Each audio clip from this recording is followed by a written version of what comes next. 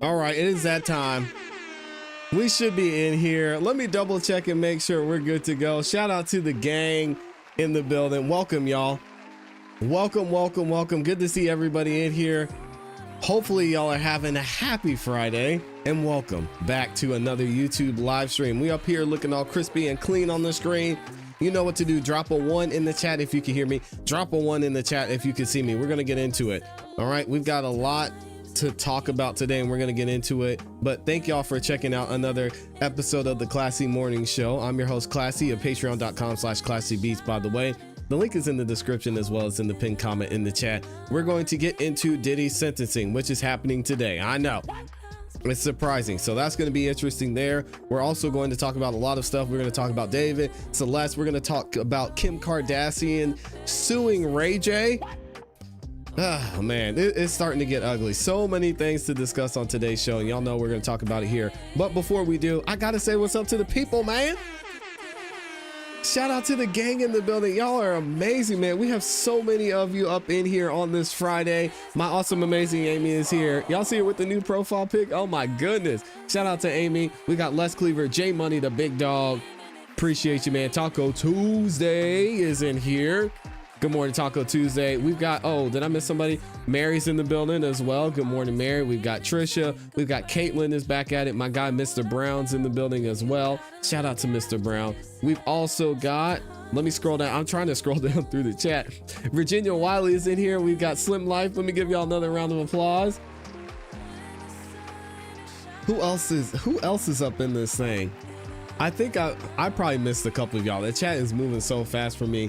But I will be saying good morning to you as we go throughout the show. All right. If you haven't yet, guys, I don't ask for much on the show, but the number one thing I ask is that you like the video. All right. I know you're going to have a great time here. You might as well like the video. Likes are free. It takes less than a second to do. It lets the algorithm know you guys are enjoying the show. It shares the video, the channel, this live stream, and any future videos that we're going to post with more people. So if you could, please take the time, like the video, and let YouTube know that you're loving the show, or wherever you're watching, really. Also, big thank you to all 1,000 plus of you that have liked the video so far. Absolutely amazing. You all have no idea how much that helps us out. I appreciate it, and it really helps.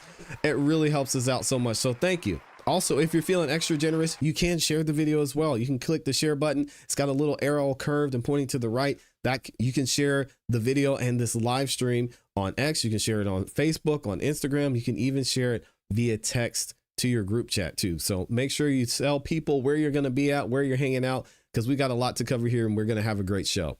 I will also be giving a special thank you to those of you who send in super chats.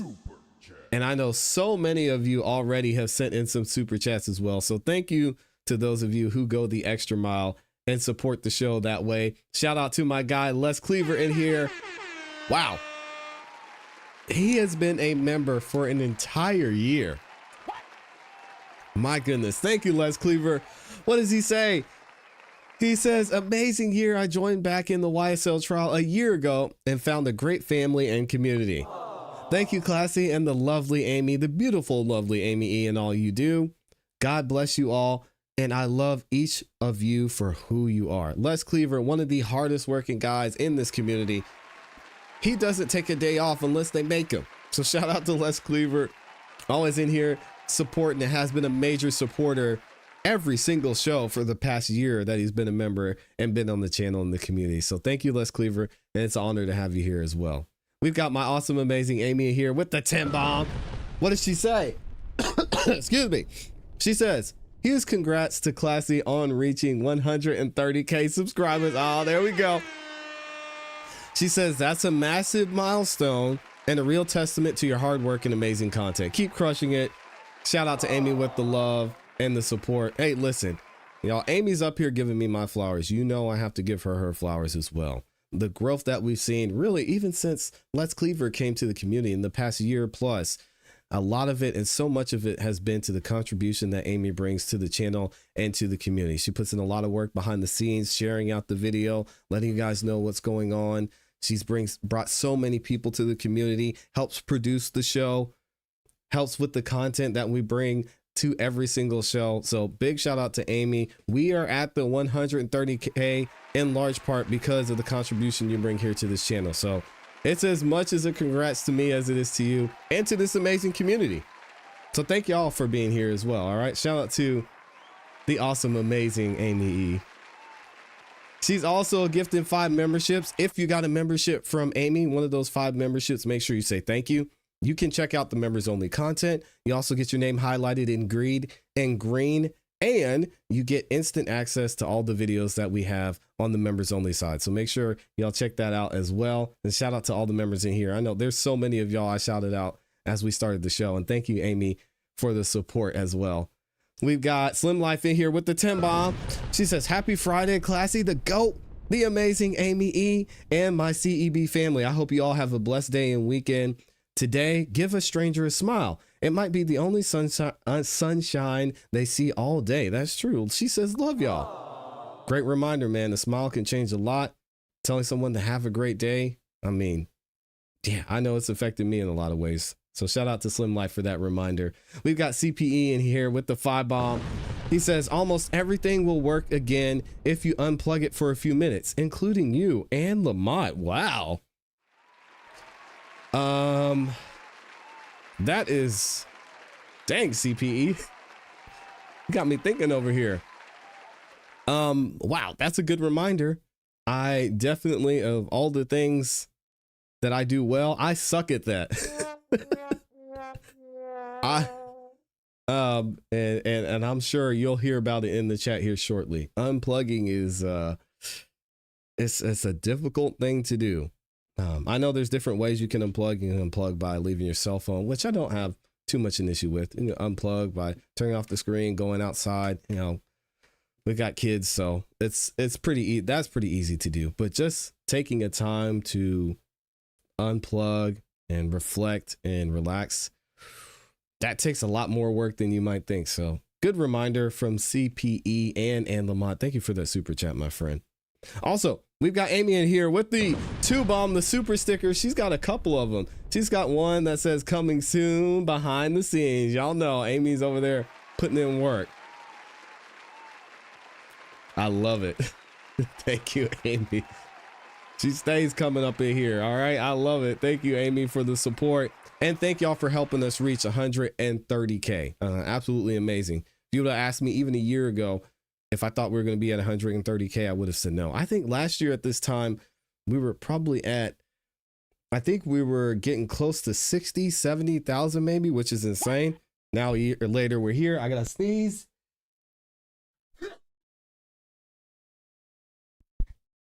Hopefully y'all didn't hear that because it was ugly. Crazy to think we're at 130K. Subscribers aren't everything.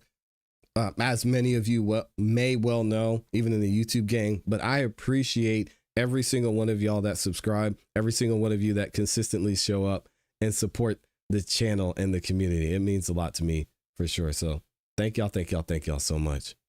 All right, we're going to go ahead and get into the content. Thank you for the bless yous. Hopefully y'all didn't hear that sneeze because it was rough.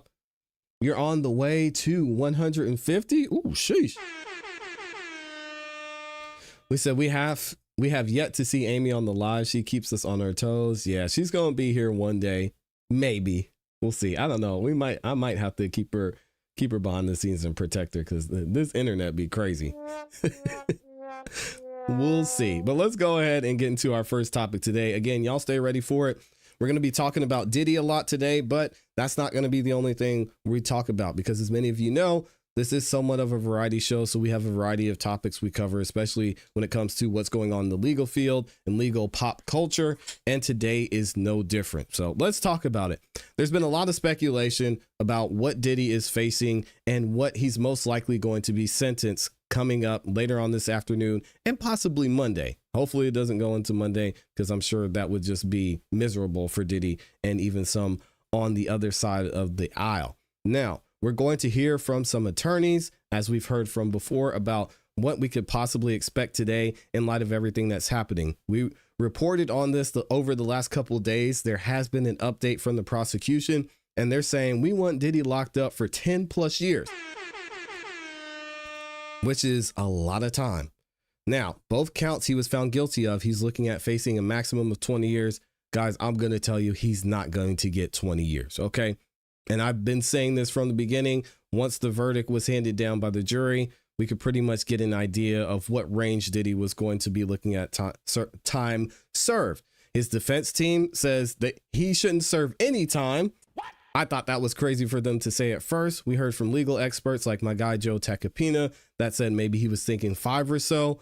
And I gave my prediction as well. We're actually going to go back and do a little bit of a rewind later where you guys will get to see in real time when 3+ months ago, I gave my prediction on what's going to happen. It's interesting to see in light of what the prosecution's trying to get, that I was kind of on par with what they were saying. We'll get into that shortly, but let's hear from the experts and find out what we could possibly see in Diddy's sentencing today. Check it out. All right, welcome here to Live Now from Fox. And of course, I was listening to it on super speed. Here we go. I'm Andy Mack. Looking ahead to tomorrow and the final chapter on a trial that we're covering fully involving the high-profile case of Sean Combs as its final stage tomorrow, that being sentencing. It's Combs, who's been in custody since his arrest in 2024, will appear at a sentencing hearing in New York City to advocate for his immediate release. He was convicted on 2 counts of transportation for prostitution, a maximum sentence of 10 years for each. And he was also, though, acquitted on those 2 more serious charges, several more serious charges, that being the racketeering case. So we'll dive into this here on Live Now from Fox as the mogul there. We'll see what comes of it tomorrow behind closed doors inside of that courtroom in New York City. Let's be joined right now by friend of the program, former federal prosecutor Nima Rahmani. Nima, thank you so much for joining us here on Live Now from Fox. Sentencing tomorrow, we could see how short or long the judge rules in this case. What are your expectations? And also keep in mind, there are going to be several victim impact statements. We actually heard and found out this morning that Mia is not going to be testifying. And she's not testifying because she felt bullied by the defense. Yeah. So she's going to withdraw her request to speak. She won't be speaking. Cassie, I highly doubt Cassie's going to be there. We're probably going to hear a letter from her. Victim 2, we might hear from victim 2, Jane Doe. Not sure. But there are going to be several victim impact statements that are going to be given, and the judge is going to give his thoughts, which we'll get into a little bit later. So here we go. It's going to be a long sentencing, Andy, and we're going to hear from the victims, Jane, Cassie, Mia. Obviously, they testified at trial. The jurors didn't believe a lot of their testimony, and they acquitted in the more serious counts of racketeering and sex trafficking. But they're going to have the final say, and it's really going to be up to Judge Subramanian. And in terms of the recommendations, they're all over the place. The defense is obviously recommending 14 months. That's essentially time served. If the judge were to go along with that, which I don't expect, Combs could be free as early as this weekend. And I don't think that's happening. Stop the cap. That's not going to happen. The government is, on the other hand, recommending 11 years in federal prison. Now, that's a lot of time. I don't think Judge Subramanian is going to side with them either. Then you have U.S. probation, which is an arm of the court. They're making their own recommendation, and they're recommending 5 to 7 years. So you're going to hear from the probation officer. You're going to hear from the lawyers. You're going to hear the victims. And you may even hear from Diddy himself. His lawyer said he may actually address the court. I think he will, too. What he says may influence the judge in this case. Yeah, this all coming to the conclusion at this sentencing. And you mentioned kind of some of the reasons potentially how long this sentencing might be. He was denied bail due to a lot of the evidence, the testimony in this. Is there a chance, though, that Diddy walks out of the courtroom tomorrow a free man? There is a chance. I don't think it's a good chance. And some of this is obviously reading the tea leaves. But if the judge was inclined to free Diddy very soon, I think he would have granted him bail after the verdict. The fact that he kept him incarcerated, even though he was only convicted of simple prostitution, the Mann Act violations, leads me to believe that he is going to impose a prison sentence. Because otherwise, he would have gone along with the defense's $50 million bail request. And I think even the defense was surprised that the judge didn't free their client after, again, he was acquitted of really all the serious charges in the case. Yeah, and we weren't really surprised here because we heard the reasoning that the judge gave. And what was a shock to me and a lot of us is that during the trial, Diddy's team said, hey, listen, guys, if this were a DA case or if this were a case where we were talking about some type of situation where Diddy was putting hands on Cassie, Diddy should be in prison. And the judge isn't going to say, oh, well, you know, since Diddy's not being charged with DA, then I guess we'll just move right along. No, that's the reason Judge A.S. absolutely said he's not going to let Diddy out on bail. And that's going to weigh into the sentencing here. It's clear. And the judge has made that clear. Racketeering charges, he was acquitted of them. And as you mentioned earlier on, several government witnesses, they filed impact statements to the judge ahead of this Friday sentencing, including Ventura Cassie, the star witness who was notably pregnant during this whole ordeal when she did take the stand. You said they will be read aloud by them. Will it be by lawyers? Will it be by the individuals? How will that work? So the individuals who are victims, they have a statutory right to actually appear in person and address the court. So Cassie can choose to do so, or she can choose to just submit a letter or do nothing at all. They have an absolute right, though, to make an in-person statement or a written statement. And of course, the defendant always has the right to address the court during sentencing. It's really the other people that are up to the discretion of the judge. So obviously, we've seen the sentencing memoranda. Combs has a lot of letters of support from friends, from family members.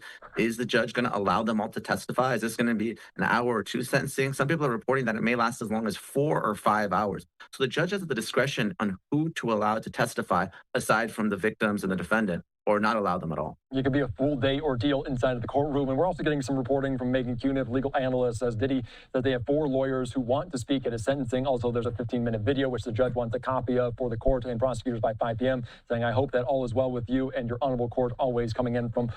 So there, Brian Steele's going to play a compilation video. What do y'all think about this? Shout out to the honorable attorney, Brian Steele. And his lawyers are going to speak as well. We'll actually get into that a little bit later, and we're going to hear from some of the attorneys and what they want to say. The compilation video probably be something showing Diddy with his kids and his family. Interesting. Brian Steele. There's also potentially victims that are in support of Diddy that were in the indictment, but they said they were pressured by prosecutors or felt that they were pressured into feeling like victims. Could we hear from them as well? Are they a part of this? No question.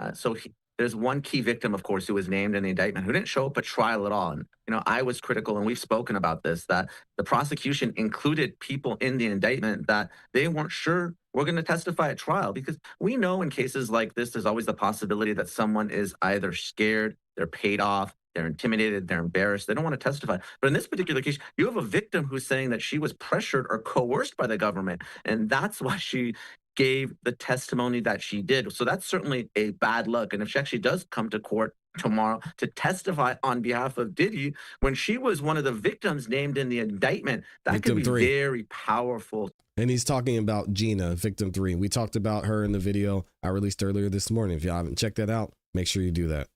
Testimony for the court to hear tomorrow. Yeah, that is very true. And you also mentioned that Sean Diddy Combs, he might have the opportunity to speak to the court. What do you imagine he would say as counsel? Is there any guidance that potentially could be given there to that mogul? Well, Andy, there's 2 ways to really deal with the defendant's testimony.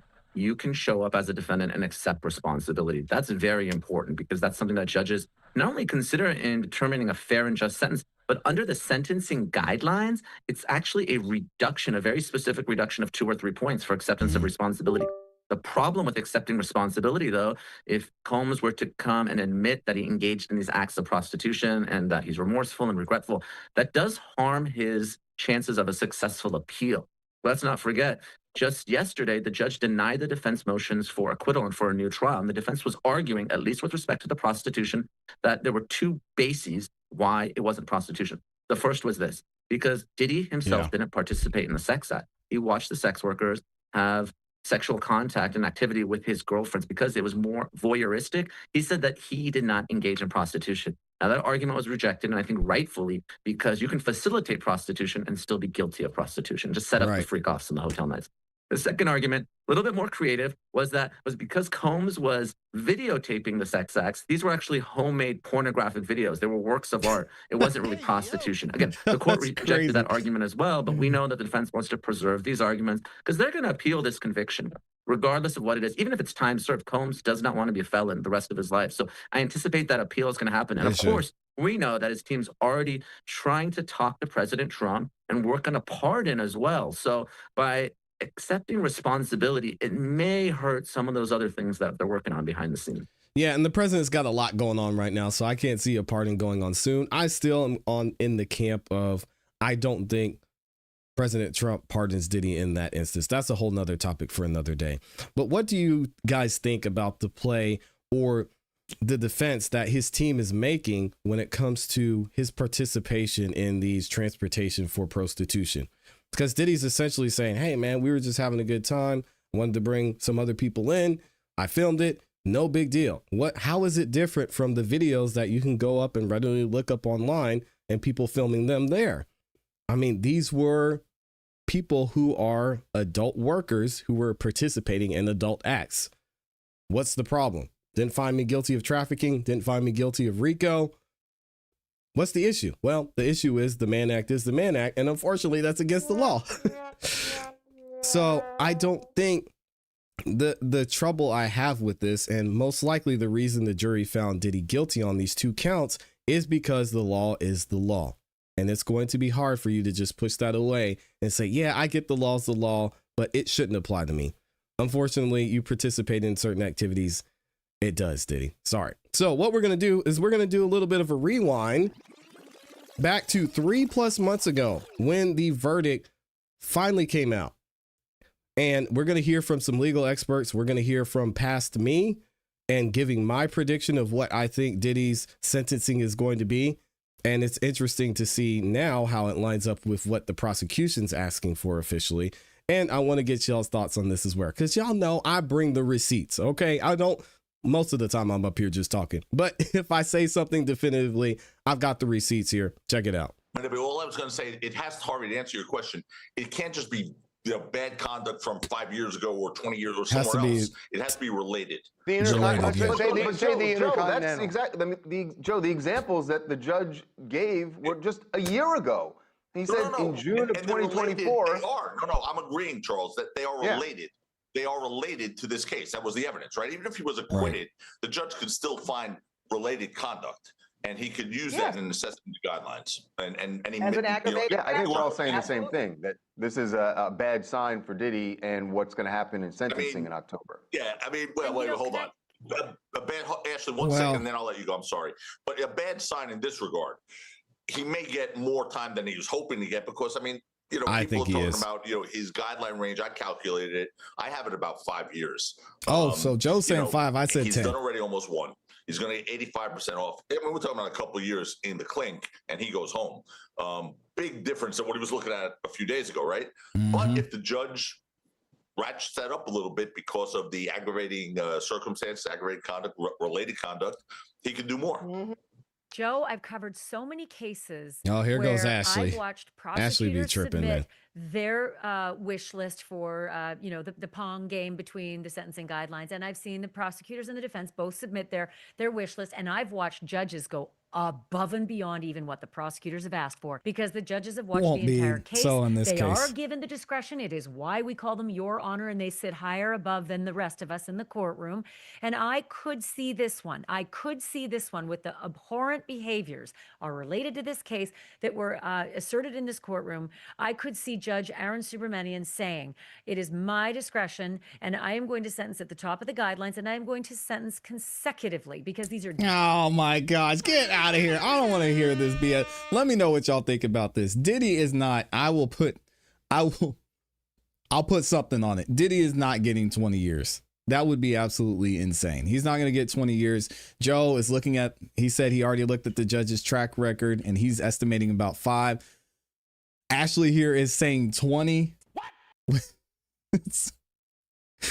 20 years back to back. She doesn't know what she's talking about. I'm going to go right in the middle and I'm going to say 10. I think Diddy's going to get 10. Maybe some of them he'll be able to do on probation. That's how I'm feeling. And he'll end up actually serving maybe 2 or 3 years. We'll have to wait and see. Y'all let me know what you think about this in the comments and in the chat. There it is, guys. I got the receipts. I put it on the record. What do you think?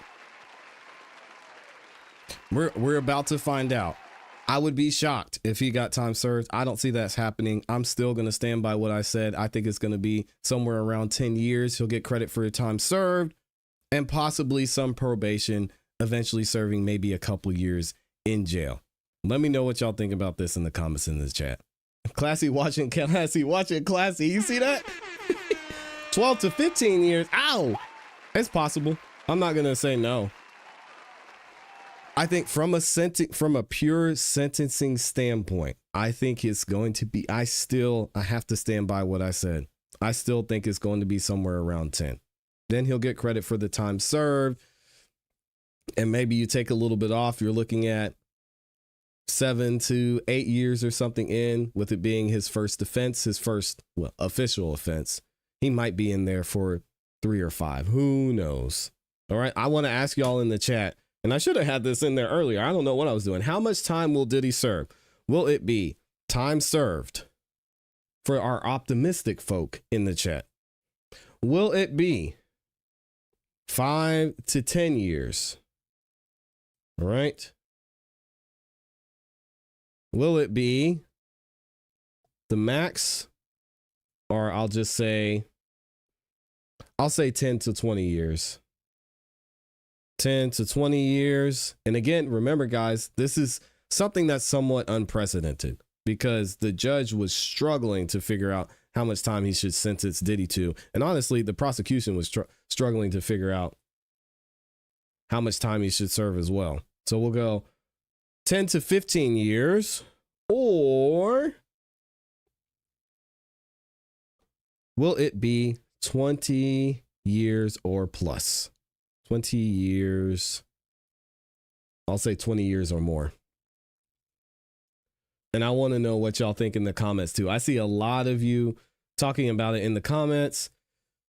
We said, don't do the crime if you can't do the time. It's that simple.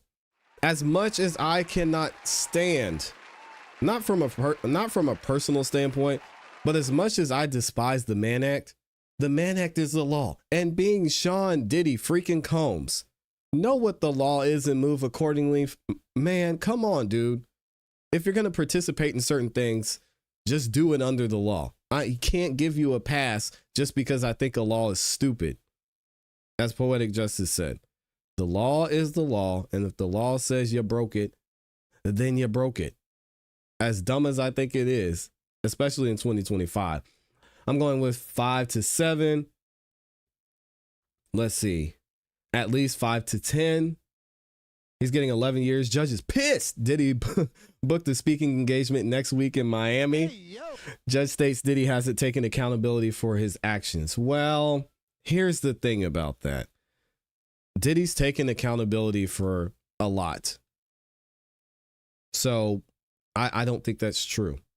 He's taken accountability for what he did to Cassie. He came out and went on a whole apology tour saying what I did in that video is despicable, is disgusting, and I should have never acted that way and did those things to Cassie. That's fine. Whatever. Take that for what you will. If you want to forgive him, forgive him. If you don't, you don't. The problem here is when it comes to the Mann Act, what Mark Agnifilo, what Tenney is saying, what Diddy is saying, that he doesn't feel like he participated in transportation for prostitution. And the reason he's saying he doesn't feel that way is because 1, he didn't participate, and 2, he was doing something that is done on a regular daily basis, and that is just film people participating in certain acts. If you want to find another law for that, fine. But he's saying, listen, I didn't violate the Mann Act. I don't need to take accountability for that because we were just having a good time. It was adult workers, certain type of adult workers participating in an adult worker activity. Just because I flew them out doesn't mean I should be held accountable for this. So no, Judge, I'm not going to say that this was wrong and that I did something wrong. And I disagree with the jury. He's entitled to that. And also at the same point, the judge can take that into account. So can you have it both ways? I don't know. Amy sent something to me as well. Let me see what she sent over here and is bringing to my attention. I'll be reading some of y'all's comments here shortly too. Let me see. Oh yeah, Amy's got that. This is crazy, man. Diddy, what are you doing? What does Amy say in this post? If y'all don't follow Amy on X, you need to make sure you do that because she gives some amazing updates and is really on top of all the news that is coming out when it comes to cases you've heard of, cases you haven't heard of. So make sure you go follow her at IAMYLEIGH over on X. I am Amy Lee. She says, breaking. Sean Diddy Combs has already booked a speaking event in Miami next week. Arrogance on full display as he faces sentencing today in the Manhattan federal court for 2 prostitution-related convictions from July. Prosecutors want over 11 years in prison, while his defense pushes for 14 months. That ain't happening. locked up since last year. Diddy's bold move has some speculating a pardon might be in play, with his kids set to speak on his behalf. Interesting. The judge's call could swing either way with acquitted conduct in the mix. What do you think? Will Diddy walk free or face a full sentence? And I have not been factoring in a pardon. That's hilarious. And a great point by Amy. It was brought up before by the attorney we heard from, a pardon being in the works. I don't see it. Not right now. I mean, maybe it's better for President Trump to do it now while everything's while the world is going crazy. But I don't see it happening. It doesn't make sense for him to pardon Diddy.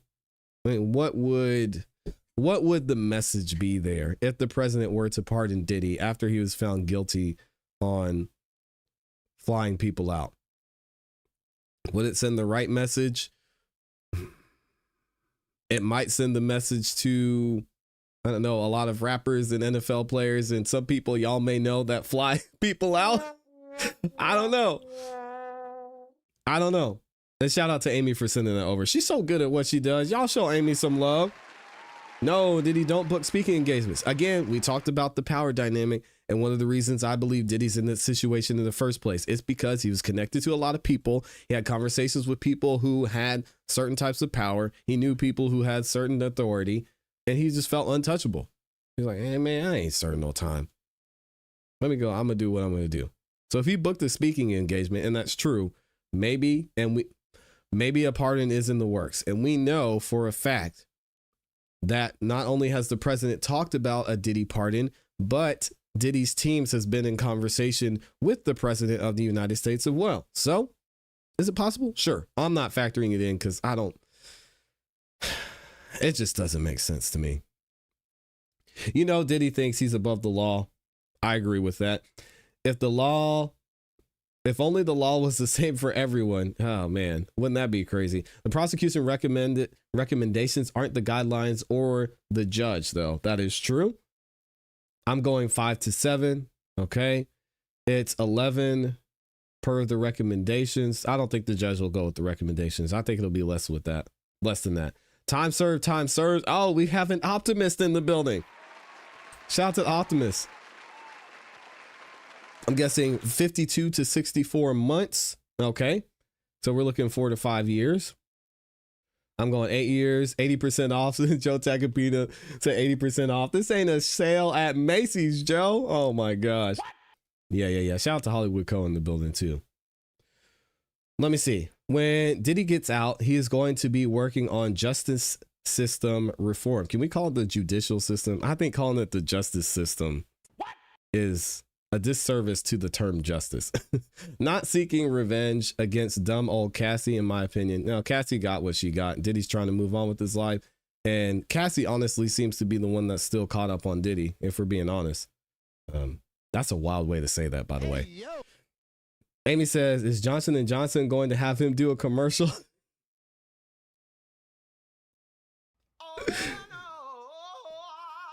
Amy, come on, man. The law is the same for everyone. It's the lawyers that make the difference. And the judges. That is a fair point. Resources, representation, and I can't think of another R for the judges, but we'll just keep it to those two. Resources and representation, I think, are the biggest thing.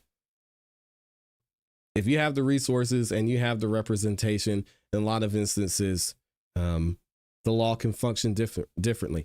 Even if you think about in family law cases, if you look at a lot of these family law situations, a lot of times family attorneys will tell you the parent that wins is the one that fights the longest, which is crazy. But in the divorce, the parent that's going to win and get the majority of what they want is the one that can have the most resources and have the best representation. The one that can stick in there and say, nope, I want this. No, I want this. No, we're going to appeal. No. And we saw it in Donna Adelson's trial, right? We had Wendy Adelson and we had Dan Markell, back and forth. So yeah, resources and representation is it. Judge stated that he found some of the victims were coerced from arguments today. Yeah, we're going to get into that. If he didn't write that letter, I think something, resources, representation, and reach. That's a good way to put it. It's true. That's how I got custody of my 3 girls. Star knows. Yep. Amy's represented by a Johnson & Johnson commercial is crazy. Amy said Diddy's family arrived to the court and went in about 10 minutes ago. Yeah, we should be getting close. We still have a lot of victim impact statements to hear today, so we'll get into it. Let me see here. He'll probably get probation. Probation from a federal standpoint doesn't happen often, but I'm with you on that. I actually think he will get some probation. Just because of the nature of this case is so weird. 2 counts of the Mann Act shouldn't really be tried in a federal court. And if it were just these 2 Mann Act counts, he most likely wouldn't be here. What's up, Mr. Tesla? If he didn't write that letter, I think he gets out. Do you think the prosecution missed the ball? The prosecution, this case was trash in the first place because everything we know, this man's needs to be locked up forever. Well, the stuff y'all want him to be locked up for wasn't even mentioned in this case, or I should say wasn't even charged in this case. So the stuff that we all agree that he should be locked up for, namely the laying of hands on Cassie, for example, not a part of this case. Not a part of this case. Jury looked at it and said nobody was coerced, so you can't get trafficking in there. And the RICO part, I don't see the RICO personally either. So it's just, I mean, the most you could get out of that was Cassie getting a $20 million check and the 11 lawsuits, civil lawsuits that's Diddy's facing. But from a criminal standpoint, that time has passed in a lot of ways, which is why he's only facing the charges that he's facing. Anyway, shout out to Amy for sharing that. We've got another Diddy topic. I know a lot of y'all were talking about this letter, and we're going to get into Diddy's letter here shortly, which was wild. So leading up to Diddy's sentencing, there's been a lot of conversation about what's going to happen during the sentencing. Well, we get a little bit of insight here from Diddy's team, what they're looking for. And also we have a letter from Diddy himself that, again, you guys will have to decide and let me know what you think. Is this Diddy taking accountability, or is it Diddy saying that he didn't do what he said he did and that the jury got it wrong? So let's get into this first. All right. Sean Combs' lawyers, Brian Steele, was told the judge that at least 4 separate defense lawyers aim to speak at the sentencing today, and a 15-minute video is going to be played as well. The judge says to turn it over, and they did. And we're going to talk about it a little bit later. So what did Brian Steele say? Judge I'm going to mess up his name. I've just been saying AS, whatever. Judge AS. I hope that all is well with you and your honorable court always. For scheduling purposes, please be advised that at least 4 members of Combs' defense team plan to address the honorable court at the sentencing hearing today.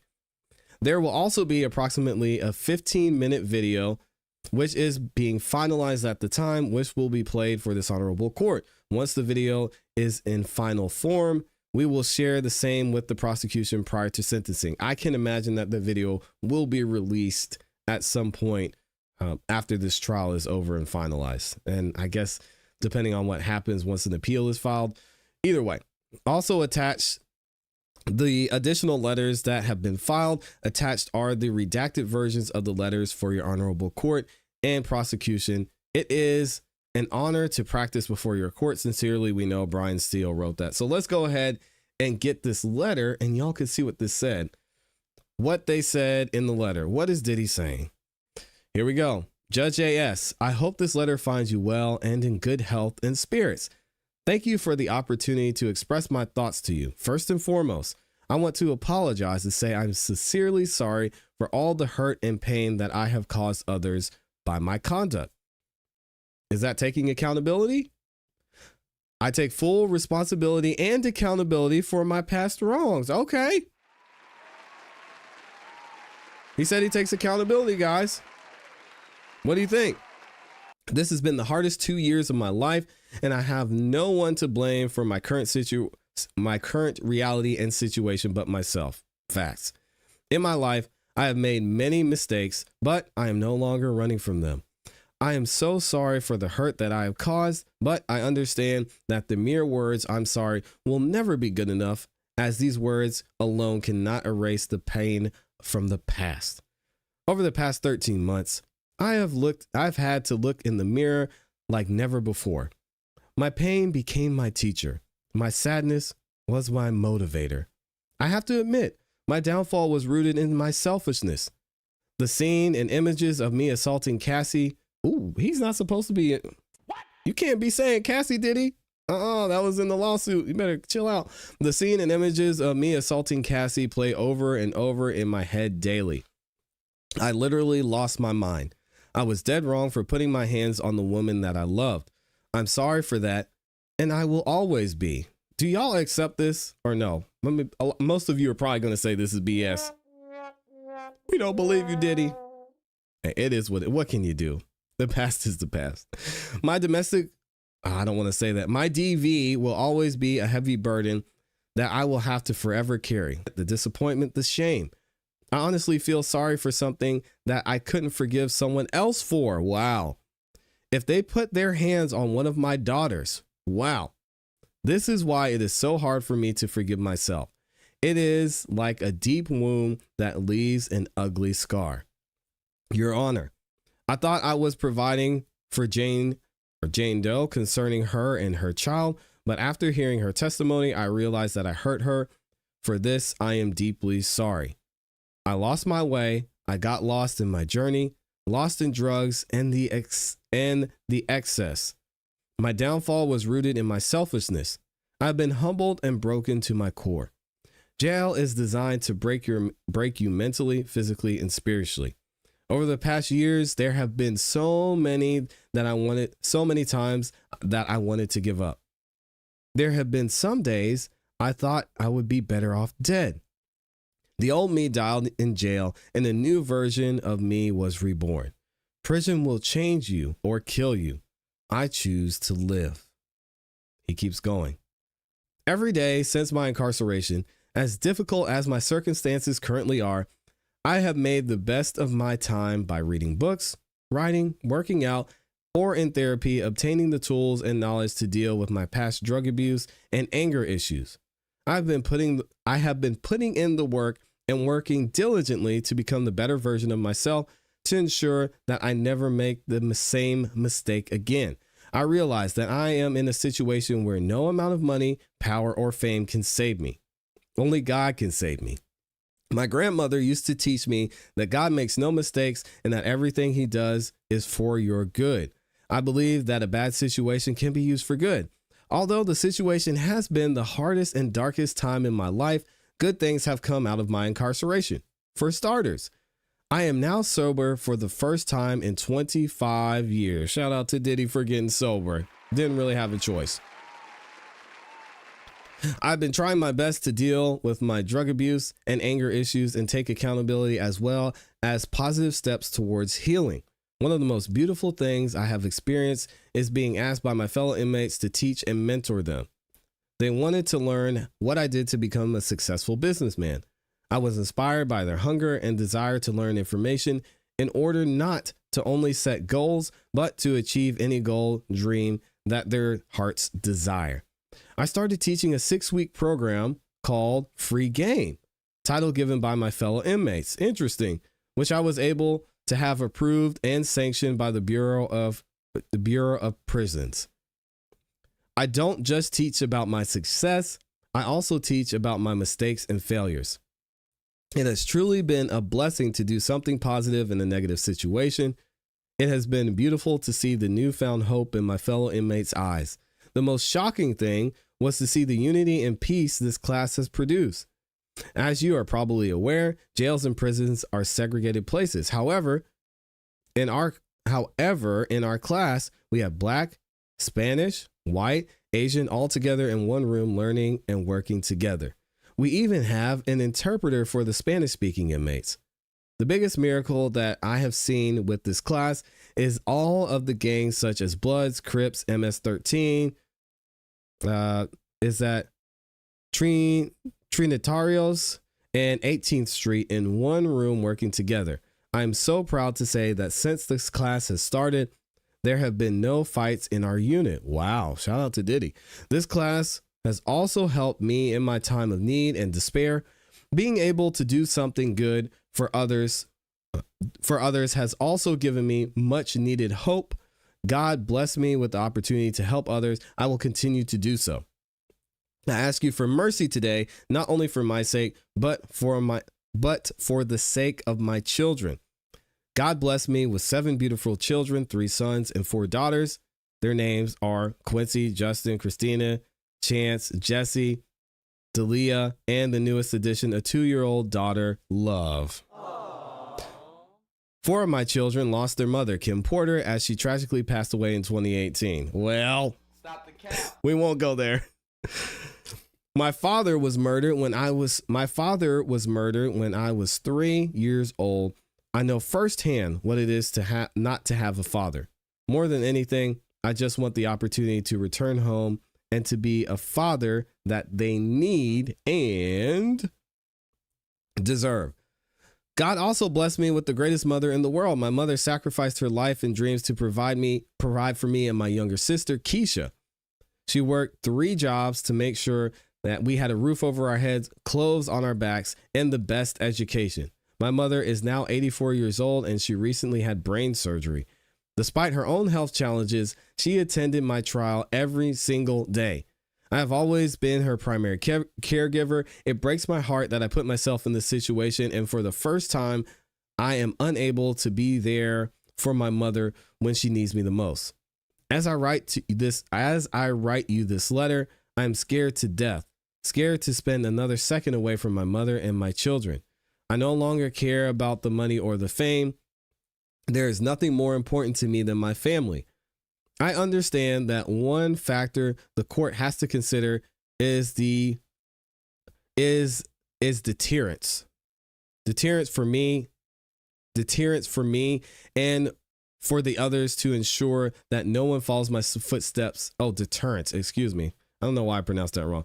And to make sure no one follows my footsteps and makes the same mistakes. For over a year, I have been locked in one room with 25 other incarcerated people, sharing the same one room. In the room that I share, there are no windows, there is no natural or clean air, there is no sunlight, and we all live in one room. We eat, sleep, use the toilet, take showers, and prepare meals all in the same room. The conditions that my actions have placed me in are inhumane. I don't tell you this for pity or sympathy. I'm simply sharing my truth and the truth of my fellow incarcerated people. We have no clean drinking water, and we boil our drinking water. We all share one washing machine, which is broken. I'm surrounded by drugs and live every day with the constant threat of being stabbed or losing my life. Again, I'm not expecting pity or sympathy, but my time at MDC has changed me forever. Prior to being in jail, I took care and was present for my family. Being in jail, and because of my conduct, I lost the ability to take care of my mother. I lost the ability to effectively raise and support my children. I have missed my 3 daughters. Oh man, he's missed his 3 daughters' proms and graduations. I have missed taking one of my daughters to college. I have lost the freedom to teach my 2-year-old how to speak, dance, play, or be there to console her when she falls down or has a nightmare. I started from nothing and worked hard to earn everything I had. But because of my conduct, I have lost all of my business. I've lost my career. I lost the charter schools that I started, and I have destroyed my reputation and stained the reputation of those that worked for me.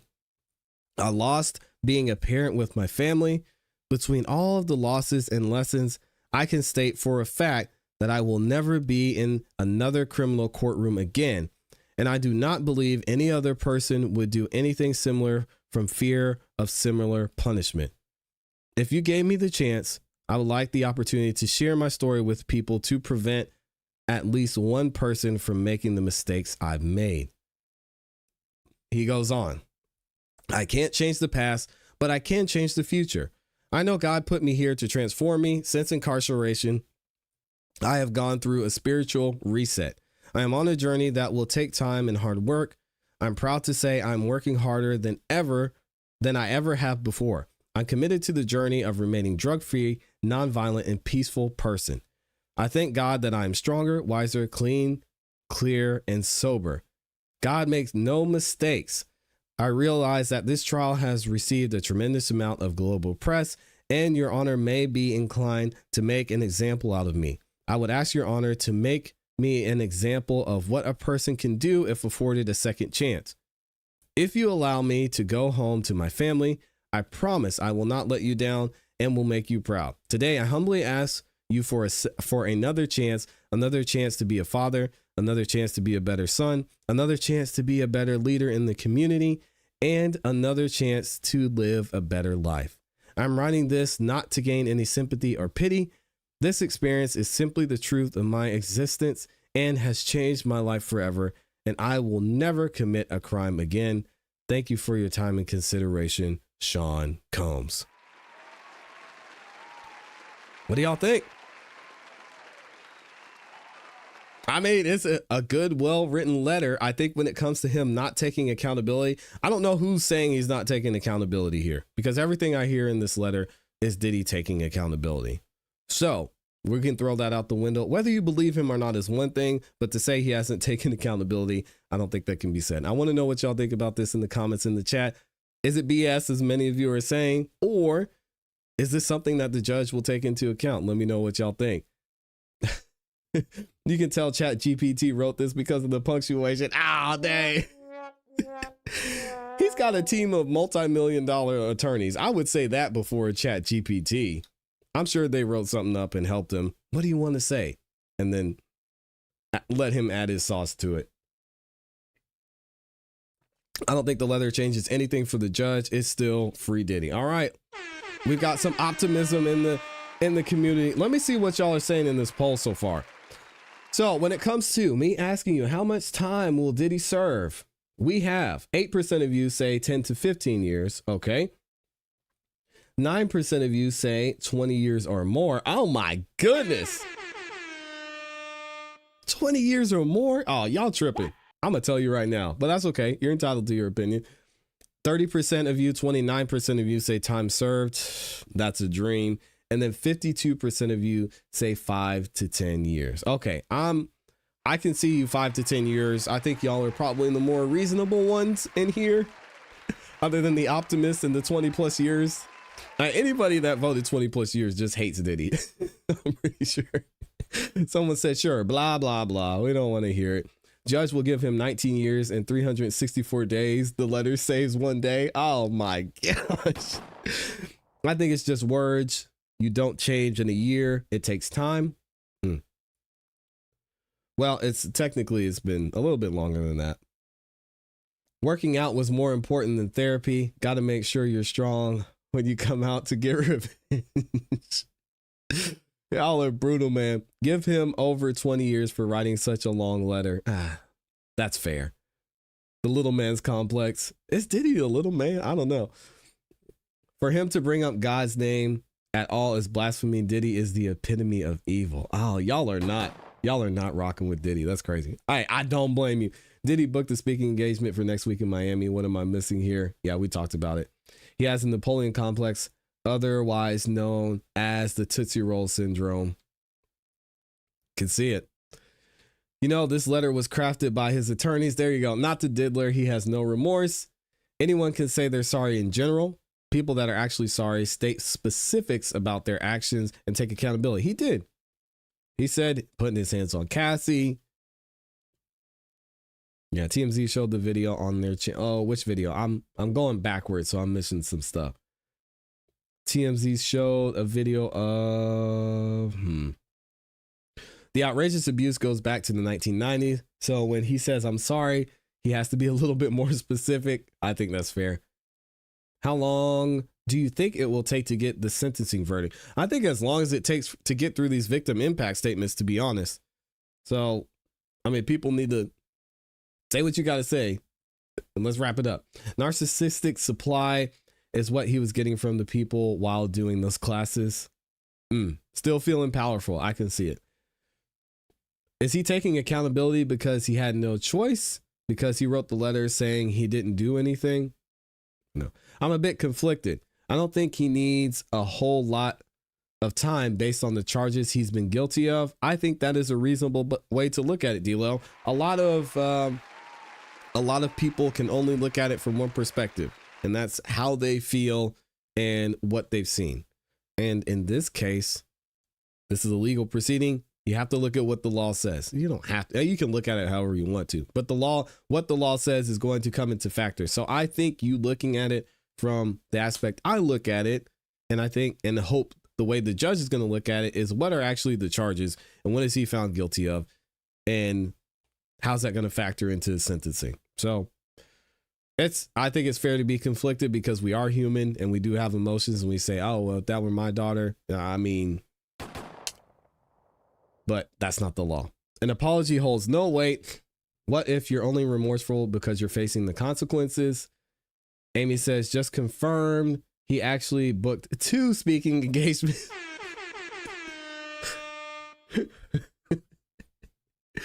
All right, now we got to do some research. How long does it take you to get out of jail when you're pardoned? We gotta figure this out because y'all are saying this dude. Did Diddy get pardoned? Drop a 1 in the chat if y'all think Diddy's gonna get pardoned. Drop a 2 in the chat if you think he is not. If Diddy were pardoned today, how long would it take him to get out of jail?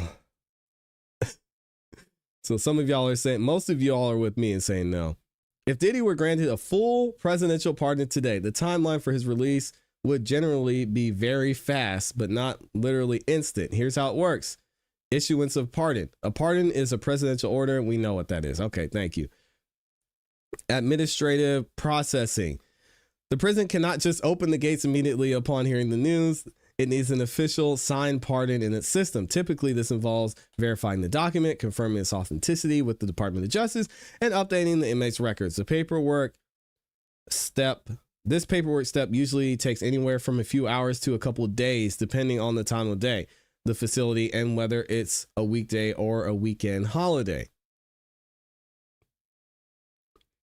Physical release. Once everything clears, the prison arranges for a release. If the paperwork is received in the morning, he could potentially walk out the same day. If it arrives late in the day, he may be held until the following business day. Bottom line, if Diddy were pardoned today, he would most likely be released in 24 to 72 hours.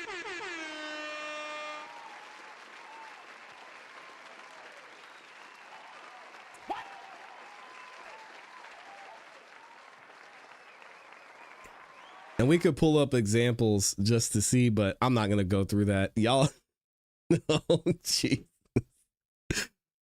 Is Diddy getting a pardon? Most of y'all are saying no.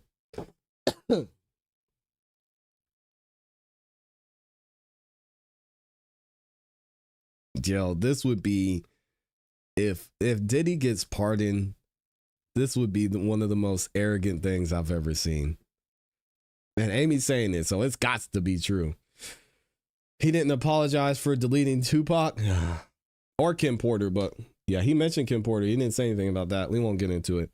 What jail book he got that letter from?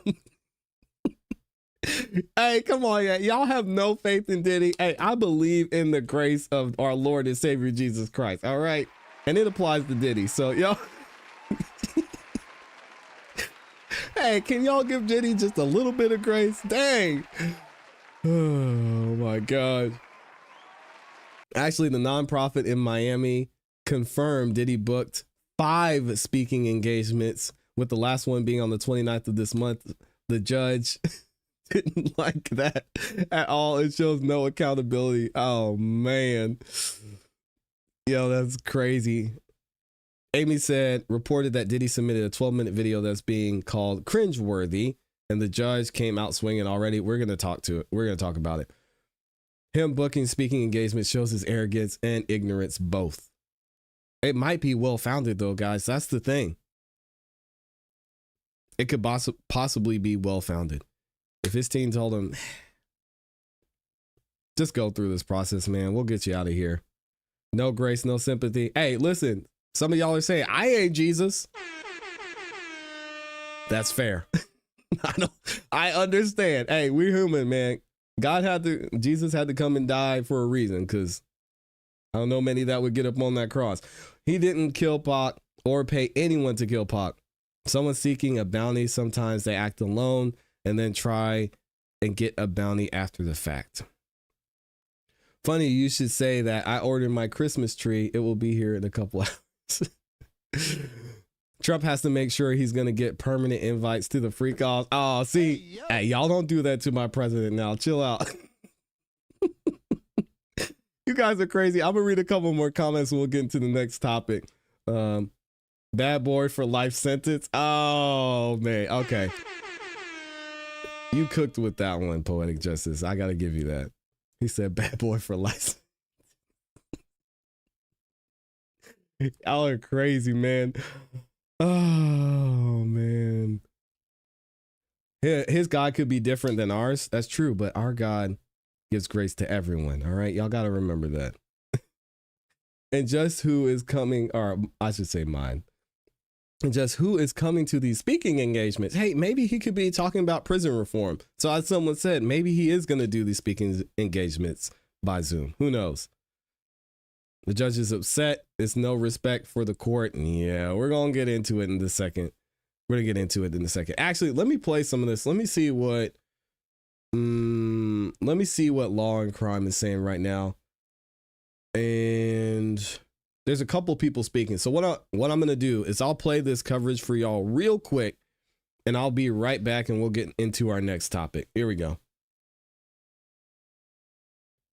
That we've helped so many lives, countless lives. He's been in jail and he's remorseful. I spend every day speaking with him. The judge kind of took objection earlier on about where he basically said it doesn't appear that Sean Combs is really accepting responsibility for what he did here. Is the defense downplaying the crimes too much? Is this going to work against them in terms of sentencing? I don't think that they're trying to downplay the crimes, but what I think they're trying to do is highlight the other aspects that the judge needs to and will ultimately consider. So somewhat taking accountability, yes, and there's going to be a need for that from Mr. Combs's behalf, but also saying, yes, judge, and it's towing a fine line, because in their mind, there is still some dispute on whether or not these are actual victims, or dispute about the conviction and some of the conduct or the alleged facts that the judge is going to consider. So towing that line between accepting responsibility and accountability for that, but also taking that accountability and highlighting all of the other things that Mr. Combs is known for. And I think that it's very unique here. And I really hope I'm not wrong as I'm saying this. I think that Ms. Westmoreland, she is the African-American attorney on the team.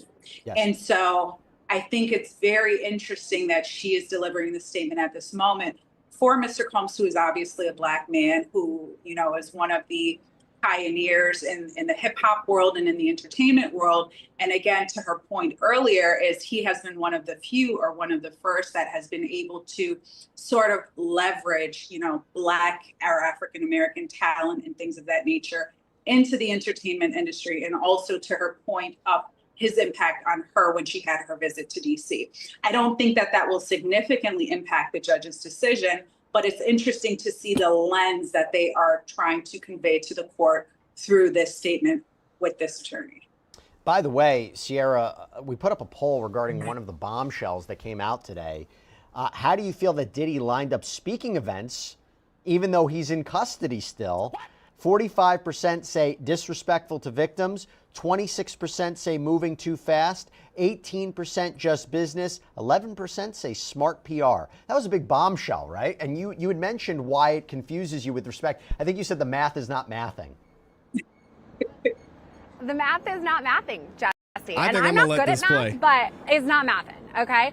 So that poll, it is interesting because while we were on air, you broke that bombshell. And I think I even interrupted you. I was so shocked to hear that according to federal prosecutors, P. Diddy has lined up this speaking engagement for next week in Miami. But let me go back to the math and break it down if I can. So P. Diddy's team, the defense, is asking for 14 months, essentially time served, but not quite, because he was arrested and booked into MDC Brooklyn on September 16th, 2024. So we're not quite at the 13-month situation because right now we're only at October 3rd. So if they're asking for 14 months, let's say they get it. That's what they wanted, right? So that's a little bit more time. I mean, that's pushing us into November. So if he has this speaking engagement rather set for next week, why are they asking for the 14 months? That doesn't make sense to me. But honestly, if you're asking me about the poll, I am a little shocked that there is this alleged speaking engagement that he has booked.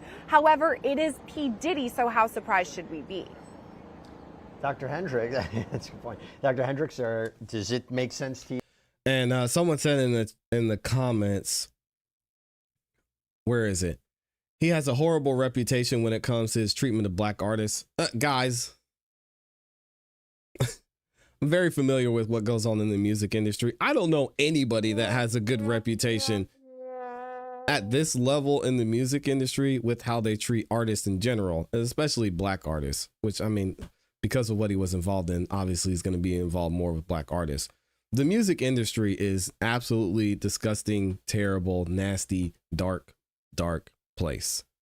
And once you get into these levels of the music industry, it's just not a lot of great things go on. So to that statement, I don't know anybody that has a good reputation in the music industry at that level in general, but specifically when it comes to artists. Yeah, it's not, it doesn't exist. Well, if he gets, I think Amy will back me up on that one.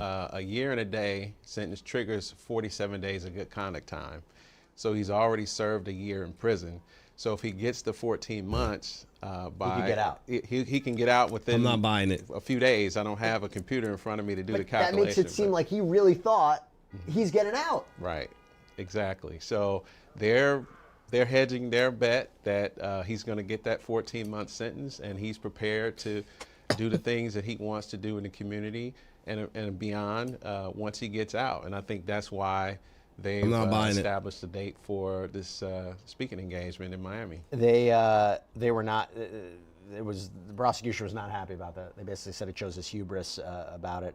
Super chat question from Christina Lester. Thank you, Christina. Really appreciate it. That's very disrespectful. Jesse. All right, so let's get into the rest of the show. Shout out to Law and Crime. We're going to be talking about this a little bit later. Let me see. We got through all that. We're going to move on to a little bit of a different subject here shortly. Give me 1 second. Let me make sure.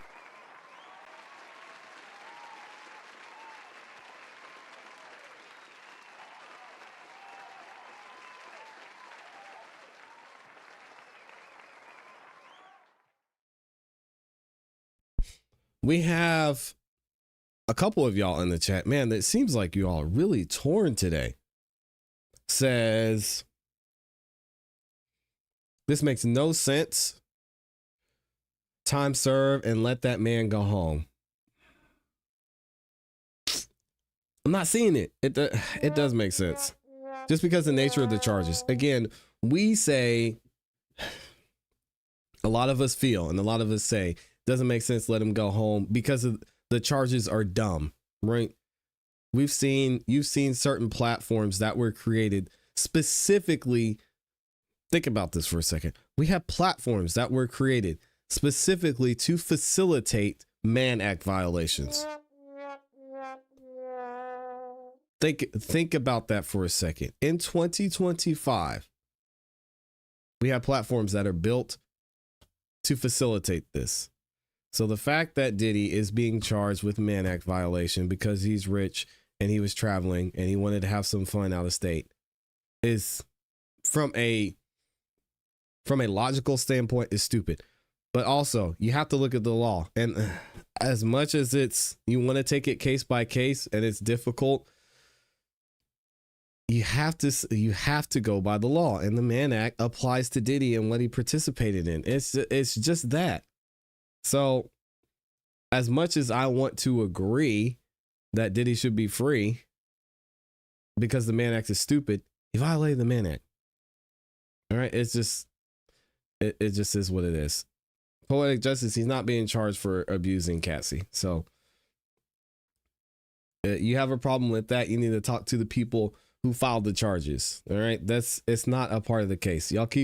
We keep trying to indict him for things he wasn't indicted for. What he's found guilty of is transportation for prostitution. So all that other stuff, yes, the judge can factor it in, but it doesn't really apply. It doesn't apply. He lies and he will never change. Keep him locked up for 10 years. Oh my goodness. Might be. Amy says Super Bob Kim K. Oh man. All right, let's go ahead and get into this next topic. We got to talk about Kim Kardashian. I think this is probably my first time on the show talking about Kim Kardashian, and trust me, it comes with I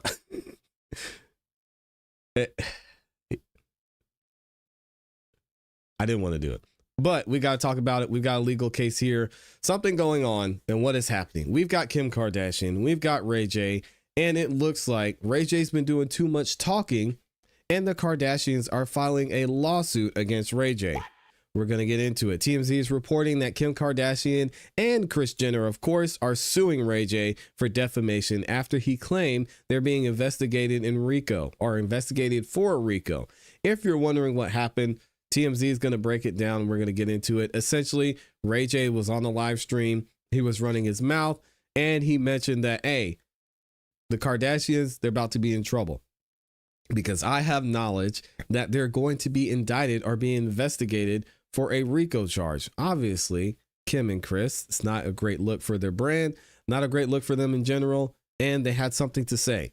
Now, this is something we haven't seen in a while because knowing the nature of how Kim Kardashian rose to her fame, in large part because of Ray J's participation, things have been said against her back and forth for her entire career, or whatever you want to call it.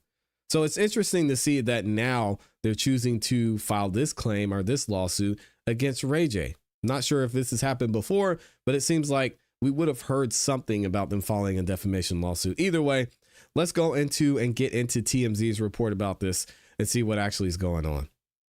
Welcome to TMZ Live. The wrath of the Kardashians has fallen on Ray J. Kim and Kris are suing Ray J for defamation. You could say they hit it first in court, at least, because they actually filed the suit against him. Come on, Charles. Because of things that he alleged were about to happen to them with the feds.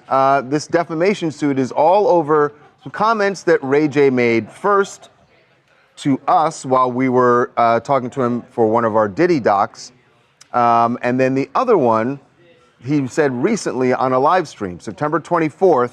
So let's just kind of set this up. Here we go. Ray J has been on this tirade that the feds are investigating the Kardashians for racketeering. And, believe it? You know, like Charles said, he's said it in those two forums. But what's interesting about this is the Kardashians have been the subject of so many things, so many things, and they've never filed a defamation lawsuit. I know, that's crazy. Kind of stunning when you think about it. For as long as they've been in the public eye and all the things that have been said about them, for them to not have filed one, but this one, they decided that this crossed the line. Yeah. So first, here is what Ray J said during our Diddy documentary. He was making the point trying to make the point that he can't believe Diddy is facing a RICO charge. Here's how he brought the Kardashians into it. A RICO, racketeering, sex trafficking. Like, I've been with Diddy a long time. Hey, yo, chill. Terrible wording by Ray J, and I think we pointed this out when he said it on TMZ. Terrible way to phrase that, but we'll keep it moving. Sex trafficking. Like, I've been with Diddy a long time.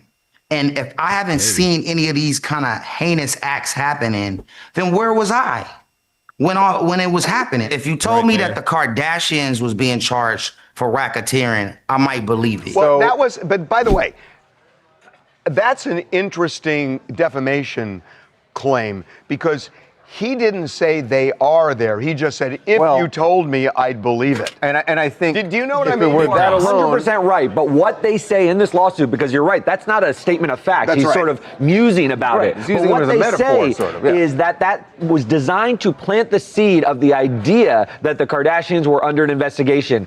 He says this in the documentary in May. Then in September, he doubles down. And now that the idea is planted, so September is the live stream. He's on a live stream with Krishan Here's Rock. what he says on we have the live stream clip.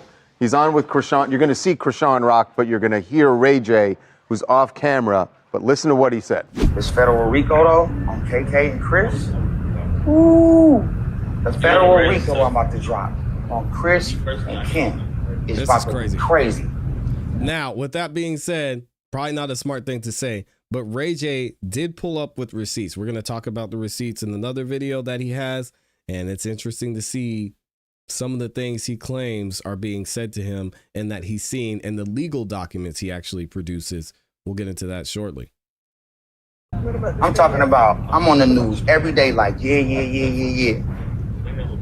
Meaning like I'm going to say a lot.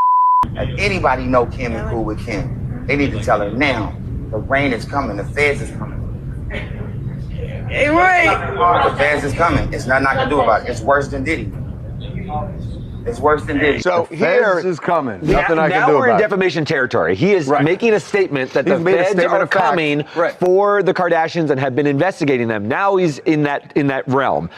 On top of all this, I think is very interesting is they say that Ray J has done this all the time and that he tells lies and then walks them back, even admits to them being lies. They say he did it with Sexy Red. He said, I slept with Sexy Red. Sexy Red comes out a few days later, blasts him and says, no, you didn't. He then goes on the Breakfast Club and says, yeah, I was just acting wild. Actually, so he conceded. It was actually in the comments. It wasn't on Breakfast Club. I know what you're talking about. Yes. But Sexy Red went after him and said, this is lie. And he's like, oh, I'm sorry. That's right. Yeah, so he then backed off the comments. So now they have the perfect encapsulation of he tells lies and he even admits them. He hasn't pulled it back yet on this. He hasn't pulled this back yet. Well, that's what's relevant here. Whether he did with Sexy Red or not, in a way, has nothing to do with the Kardashians. He has not pulled back on it yet. Yes. And they're saying the only thing that would save Ray J, I think, at this point, just the facts as we know them, is a federal investigation. Is if a federal investigation were launched. And there's absolutely there isn't no one. evidence of that. So even if it were launched, it doesn't save him because he said it already was launched. Now, what's interesting is that the Kardashians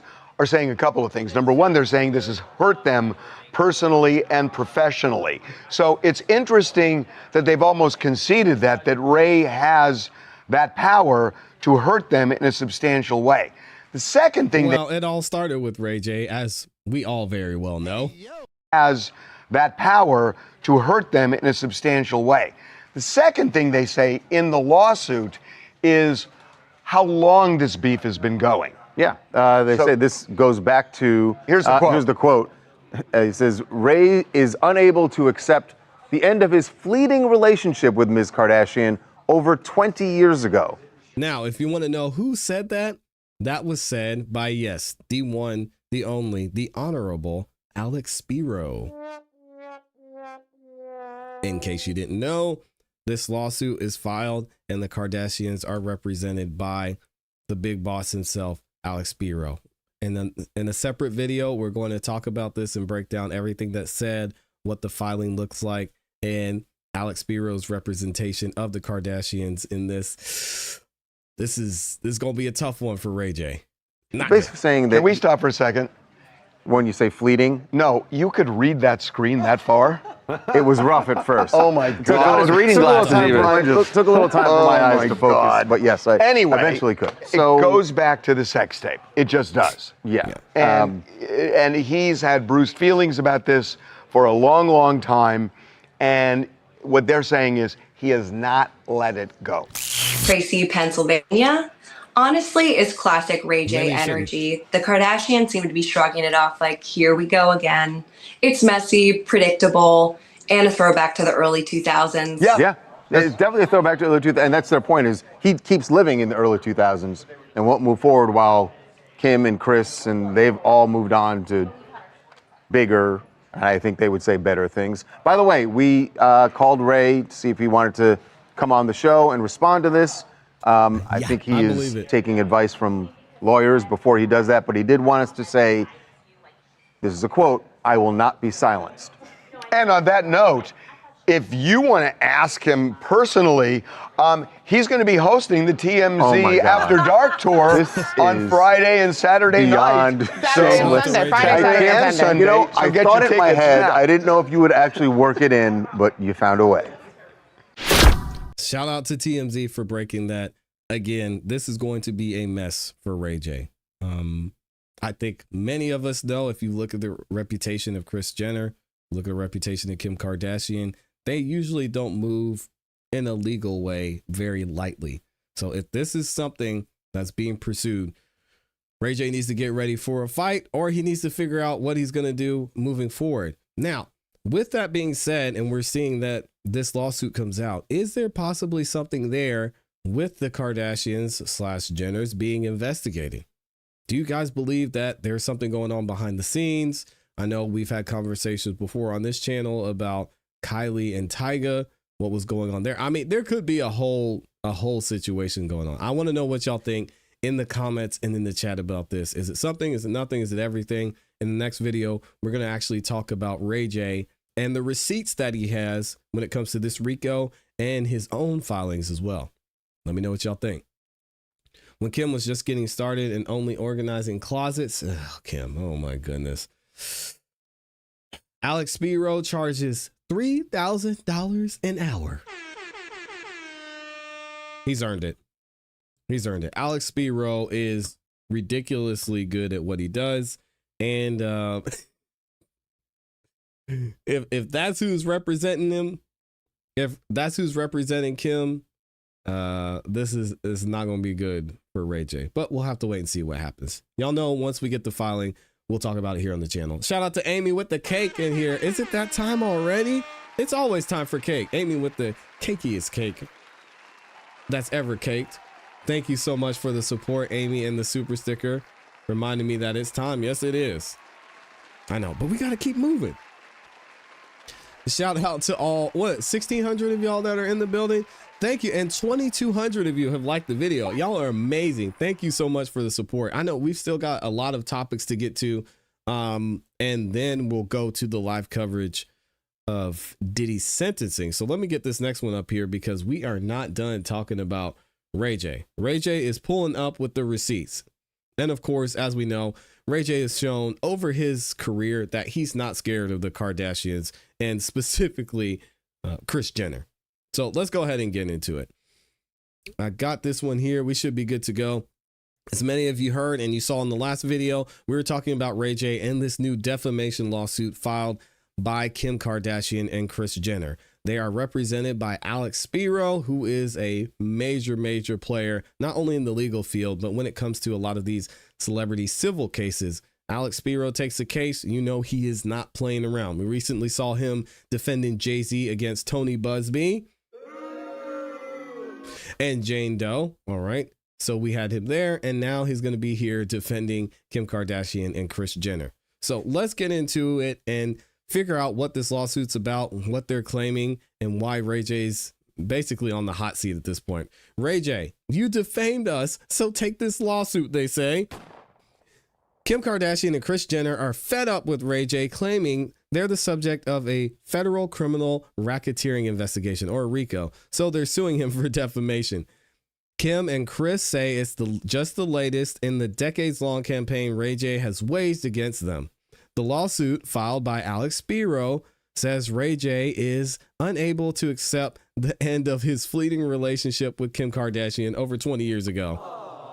They say he missed Ray J misses Kim.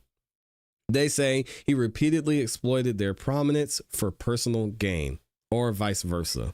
I don't know how they can say that. The lawsuit specifically mentions TMZ's To-Be doc, the United States versus Sean Combs. We reviewed it here, where Ray J says the RICO charges against the Kardashians would be appropriate. He says, if you told me the Kardashians were being charged for racketeering, I might believe it. I think most of us would, to be honest. The comment in the documentary was designed to plant the seed, according to Kim and Kris, but they say he ratcheted things up during the September 24th live stream with Krishan Rock. where they say Ray J falsely declared the feds had launched an investigation into the Kardashians. Ray J claimed the feds is coming. There's nothing I can do about it. It's worse than Diddy. By the way, Kim and Chris also say this isn't Ray J's first time telling lies about other celebrities. For example, Ray J made claims months ago that he had intimate relationships with Sexy Red, we just heard, and he ended up saying that that was a lie. He also told her he'd make things up. He'd make things right by making an on-camera apology, which he did not long after. So Kim Kardashian and Kris Jenner say that Ray J's attacks have caused them substantial and ongoing harm to their personal and professional reputation. In this case, I can actually see that being true. If you're getting investigated by the federal government, people might not want to do business with you. So Ray J, he might need to chill out. Spiro tells TMZ Kris Jenner and Kim Kardashian have never brought a defamation claim before, nor have they been distracted by noise. But this false and serious allegation left them no choice. The lawsuit asked for an unspecified compensatory and punitive damages. In response to the suit, Ray J tells TMZ, I will not be silenced. Well, okay, you want to fight this fight, Ray J? Go ahead, man. We're actually going to hear about Ray J's receipts. Now, this is an interesting fact. I'm going to let him do most of the talking, but Fear the Buck posted this and says Ray J went live on Twitch claiming that Kim Kardashian paid him $6 million in 2023 as a hush money payment, and he's pulling up with the receipts. This comes after Kris Jenner and Kim Kardashian sued him for defamation over his claim that he was working with the feds on a RICO case against their family. Why he would say that out loud, I don't know, but let's get into the receipts here. And I've got to unmute this. My bad, guys. How I defame you? You just paid me all this money. You didn't mention that, huh? Go back up. You didn't mention that. But you also didn't mention that you were supposed to tell Hulu to take that shit down, bro. These bitches already paid me $5 million, bro. Oh. And they trying to, make me a slave, bro. I can show you all the dirty shit they telling me. This ain't even no money. This ain't even no money, bro. This ain't cool. Y'all trying to play with me. Y'all think that I'm on here acting like an ass, like I'm just obsessed. I'm obsessed with you. You obsessed with me. I got all the proof. This is you telling me, please don't tell nobody. You going to jail. This is bribery. And you keep pressing me every year. And I don't want to take this shit no more, bro. I don't want to take y'all fucking money. This is bad. This is not cool. Money is not everything, y'all. Remember that. Money doesn't make you. This is not okay. And he's showing what he's showing is from 12. It looks like it's either 4/12/23, April of 2023, or December of 2023. And this says the agreement. It says the terms of the settlement and by and among the parties is set forth in full agreement. The parties intend that this agreement be between the term sheet and this agreement, the terms, whatever is set forth. Settlement payment. Respondent Kim Kardashian will pay the claimant Ray J the total sum of $6 million.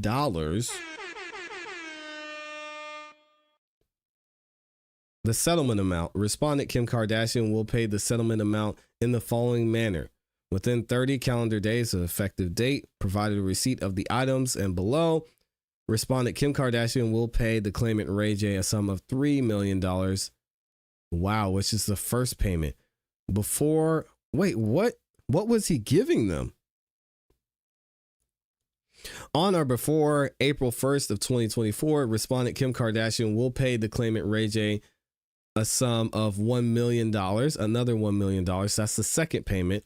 On or before April of this year, Kim will pay him the third payment of $1 million. And on or before April 1st of next year, he's going to get another payment of $1 million.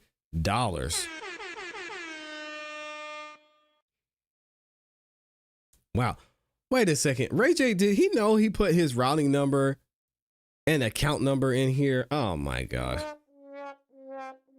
I'm glad y'all can't see this on the screen because I'm not trying to get in trouble. But he's got his whole bank account and his bank account information in here. Ray J, if you're watching this, man, do better. Respondent Kim Kardashian will make each payment of the settlement amount via wire transfer to the following trust account of counsel for the claimants following the receipts by Kim Kardashian's counsel. So it seems like not only does Ray J have the receipts, but he's got the documentation showing that something was going on. Kim Kardashian wanted some information or something Ray J had, and she was willing to settle with him to make sure she got that. Yikes. They need to speak on this. What is this? What is this? What are you doing? What is this? The arbitration shit's out the door, bro. What are you doing? This is hush money from a lie that you created. You went online and said that you didn't do you like, Chris, you told me what to do. You made me shoot another dirty sex tape with your daughter, and you made me do dirty things, yo. And you made me feel every day like it ain't okay. Like this is not okay. Now, I get by it and I'm having fun and I'm doing my thing. I'm back. Niggas is like, yo, Ray's a good nigga. And then you want to hit me and send cease and desist letters to everybody to make them not be like even hang around me. Like that shit fucked up. So fuck it. I'm gonna stop there. Stop here. I want y'all to, I need y'all to tell America really what it is, y'all. America deserves to know. Y'all trying to kill the black community. Y'all trying to kill niggas off. All right. I swear to God, I can go deeper than this. But I'm not today. I'm not.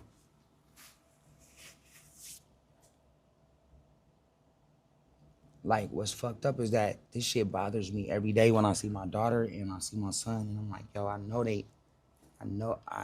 have 1 year left to make sure that they know who their dad really is.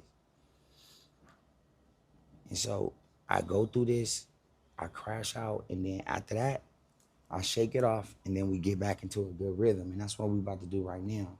Like, I ain't gonna let this shit, like, totally turn us into something else. What do y'all think about this? Let's have fun. What y'all see, Y'all know what I'm going through. I don't have no lawyers. I don't have no motherfucking, I don't have.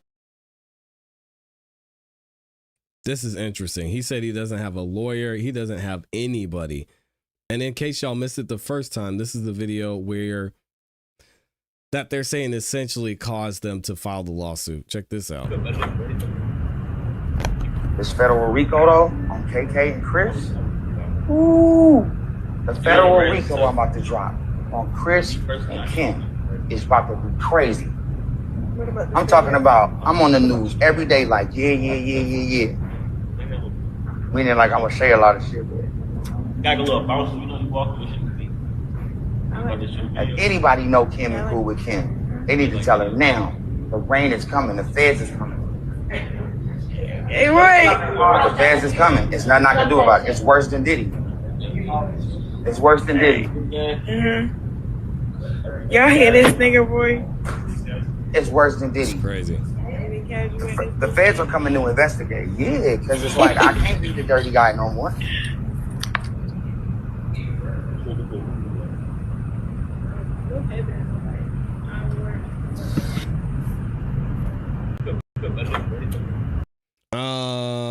Yeah. This is going to be interesting. I want to know what these payments were for and why they were made. And if he's showing it in these legal documents, and I want to go back and look at this one more time.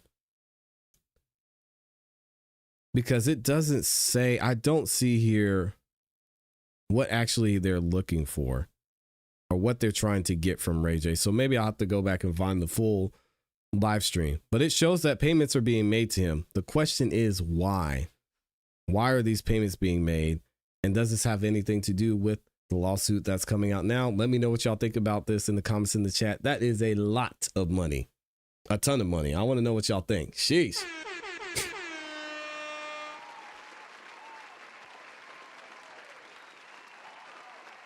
Amy said he is either prophet lying or prophesying. Ray J, hey, listen, man. He might have something here. He might have something here. Especially now that he's showing the receipts. He's showing exactly what's being paid to him. He just got $1 million payment. He's going to get another $1 million next year. Can y'all imagine getting $1 million payments? That's kind of crazy. Yeah, this is not looking good. She bought, I think what you meant to say, bought rights to the video. Only $6 million though? I mean, that video's, it's up there. Could be both. Ray J didn't leak the tape. Kim leaked the tape, and it made her from a reality TV show into an international superstar. She owes him. I'm sure.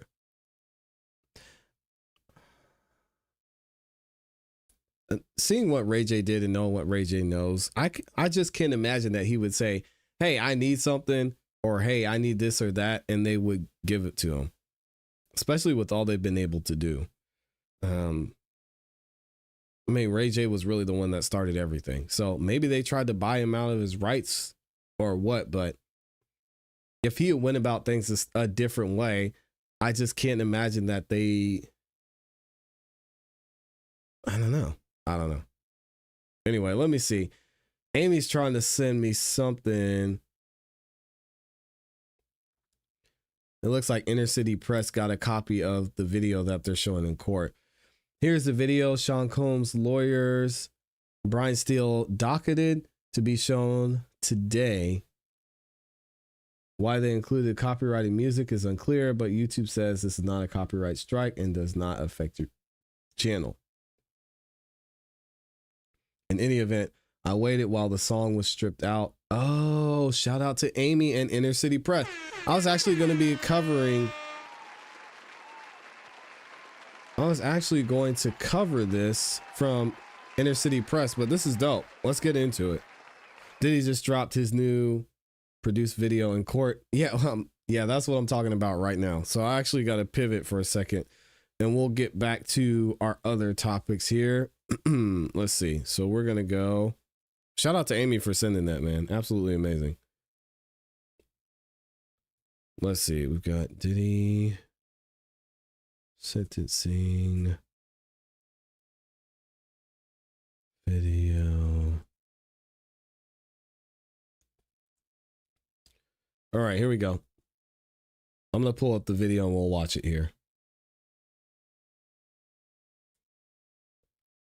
And we still got to get to Candace Owens too. Oh my goodness. So let's get Diddy up and I'll play this video for y'all so you can see exactly what they showed in court. Shout out to Amy for sending this over. Shout out to Inner City Press. And we'll get right to this. Excuse me.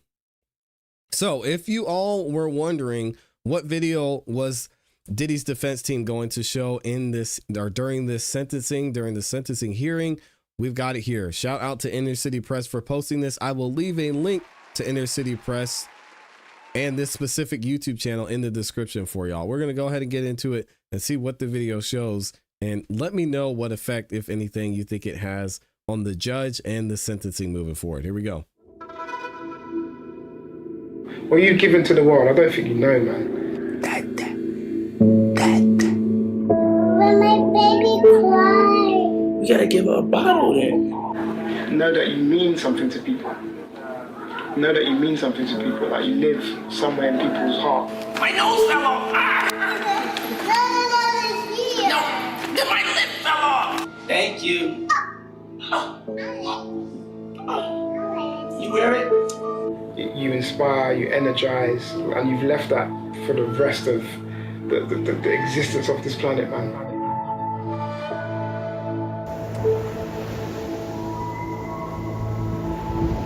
Interesting. One thing about great producers is they make you want to do better and be better about what you do. And he made me feel like I could do anything and go anywhere. I'm from New York. I love New York. I love the city of New York. I love the children of New York. I wanted to do something good. I wanted to get my generation in the hip-hop community behind us. They come through in a big way. And we wanted to raise some money for the children of New York City for health and education. We have a huge education crisis. And, you know, this is just a start. It's something we're going to be committed to. I'm going to be committed to for a lifetime. And it's no better way than taking it to the streets. It's a beautiful city, running all around the city. It's gonna be painful, it's gonna be rough. But you know, if we get through it, then it'll show kids and everybody else that, you know, finish what you started and you can do anything you put your mind to. Any of y'all go to public school? Yeah. Okay, y'all running to raise money for your schools. So y'all get more books and computers and stuff like that. I just feel like it's important that us, you know, young adults of power, that we look out for y'all. And we utilize our power to make sure y'all all right in the future. Put everything you can into your work, you know. Don't think the cool thing is not to do your work. Don't think the cool thing is to hang on the corner with your friends and to talk about stuff that ain't gonna protect your future. What did you learn about him as a man who was taking up a new sport? Well, you know, I was actually very impressed. You know, a lot of people think it's just a celebrity stunt, that he isn't serious about his running. He is as serious about his running, has been the last 9 weeks, as a lot of these guys in the lead pack. I mean, he's really devoted and dedicated himself to running. You know, he's had some knee problems, and a lot of people don't think he's going to finish. He is going to finish, even if he has to do it on one leg, because he's raised a lot of money for kids' charities, and he's not going to let all those people down.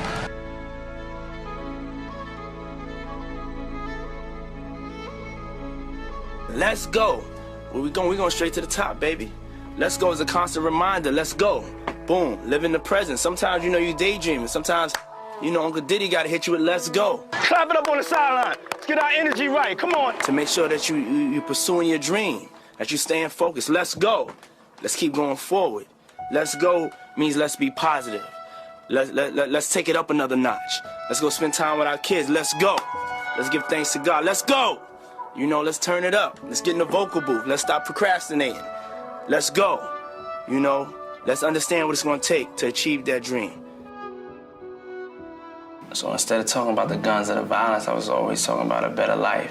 Places we didn't go before. Things we never wore. Cars we never drove. Houses we never lived in. I think I brought an aspiration to hip-hop. Tried to take it out of just being street. Our whole stuff was a fantasy and a dream that I always felt would come true.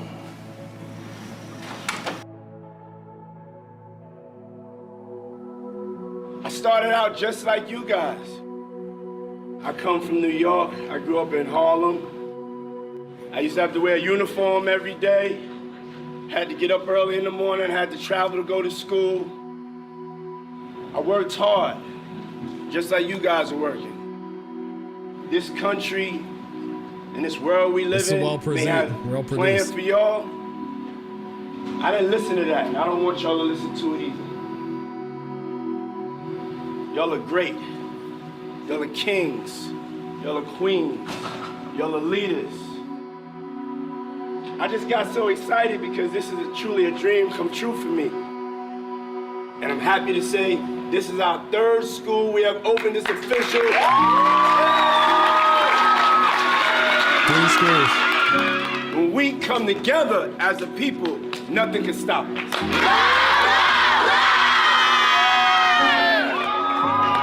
What I want to do with my freedom is, you know, make sure that I can make change. And I found out that Mr. Sean Diddy Combs posted me on Instagram. We met Sean Diddy Combs for the first time, and Sean gave Trey a $25,000 grant, which allowed us to open a physical store. Revolt, as one of the only Black-owned networks, we have to own something. We have to have something that's ours. We have to have something that we can control our narrative, and we could speak about things that are important to us, and we could have a platform and a foundation to be free. But I want to get advice from y'all. I want to not just have a one-way conversation. We need a platform where they can put artists that are different, really different, that wouldn't get a shot on other stations. Working for Revolt TV and working for Diddy was absolutely life-changing. It was the best job I've ever had. I learned excellence through him. I don't see enough things truly changing. And I don't understand how we are the richest, most powerful country in the world, and it seems like we can't solve the problems within our own communities. African American communities are last, and the only people that are going to change that is us. And we have to stand strong together, and we have to get to that change. You will change the world. I've been to hell. Yeah. I'm gonna make it. You're gonna make it, that's right. And I got something for you. Remember I told you I had a present for you? Yeah. Ooh, ain't that pretty? Oh. This is a heart, because you my heart. Oh. All right? Okay. You my heart. Okay. May God bless you and keep you happy and keep you thinking positive. Everything's not gonna be perfect at this time in life.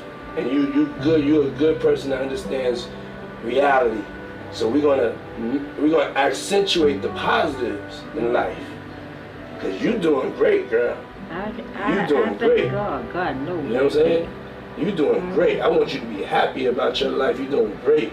We got a lot of living to do now. We got a lot of living to do. Don't have me come behind me. I'll be taking you everywhere. You be going everywhere. We used to hang out together. Okay, what's your name? When you were a little boy. Hi. Jeannie Ned. Okay, Jeannie. Yeah, you just keep hanging in there. Thank you very much. And I'm telling you right now, you did a great job. Thank you. I'm wrapping my head around and meeting you and also telling you you did a great job at the same time. That means so a lot. pleasure to meet That you. means a lot. I'd rather at the end of the day be the one standing there with you was the best person. You made us feel the best as a person.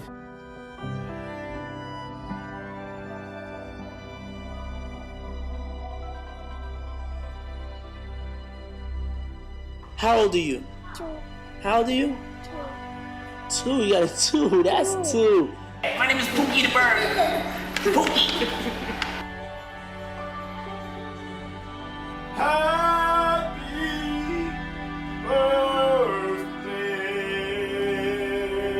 Wash your hands, because we're going to be shucking it up. Yeah! Hallelujah, hallelujah, hallelujah. Thank you, God. Today, God is the greatest. He blessed me and my girlfriend Kim in the world with 2 beautiful baby girls.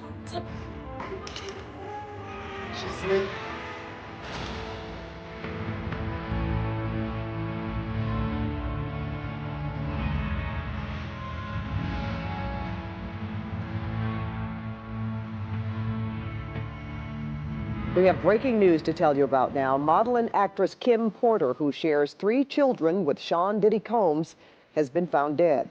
She just loved me unconditionally, you know? She just loved me. Just for me.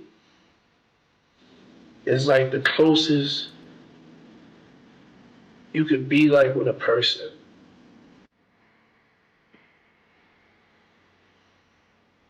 I get to thinking about her, and I go to crying about her. Today, now I'm a full-time dad, and I'm going to be there for you through everything, all of y'all. Every Sunday, I got to slow everything down and do the family ritual, get the family together, make sure the girls watching church. There is a definition of grace that is more. Pops, I love you. Thank you for loving us. Thank you for loving me. Thank you for inspiring. I've looked up to you and admired you outside of you just being my father, just you being just a great human being, a kind human being. I love how you inspire me to keep going, to never stop following my dreams, to always believe in myself. See a book, put in that middle part. I wanted to tell you how much I love you, how much I care for you. Thank you for being so supportive These kids love of him. me and my siblings' dreams, for always encouraging us to go for whatever we want. We love you. We can't wait to take fun memories with you. Just like thank you for everything you do for us. Yes. And how much you're gonna very loved more than you think.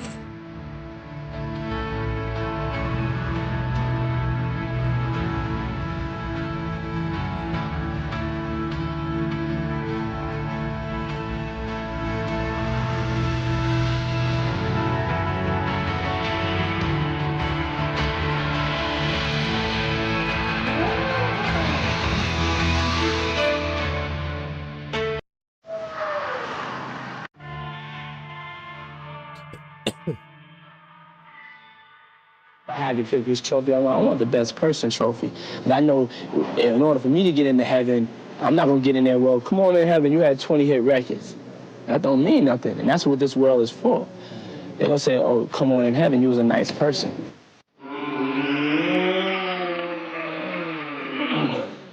I love you. I love you so much. I love you so much. I love you so much.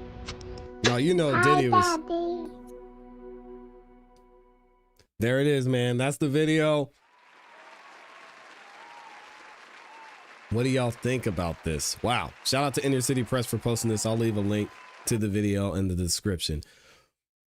In my opinion, we've been looking at this case from a legal perspective, from a logical perspective, and basically looking at why is Diddy in jail in the first place. So with that being said, in response to this video, I have one video I need to play to sum it up. I'm here to tell you right now, we don't care. Let me tell you. We don't care.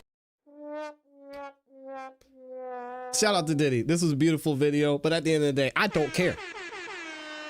I don't care. And this isn't out of hate for Diddy. This isn't to diminish anything he's done. I don't think there is anybody in this chat, in this community, or even on the jury that is going to deny that Diddy has done some great things for a lot of people. But that's not why we're here, Diddy. We are here because you violated the Mann Act. Not once, but twice. And you were found guilty of that.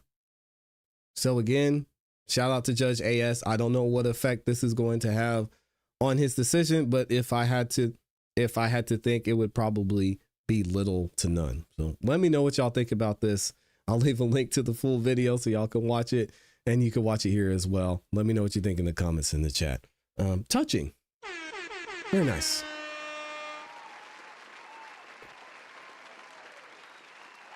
Pointless. It's cute.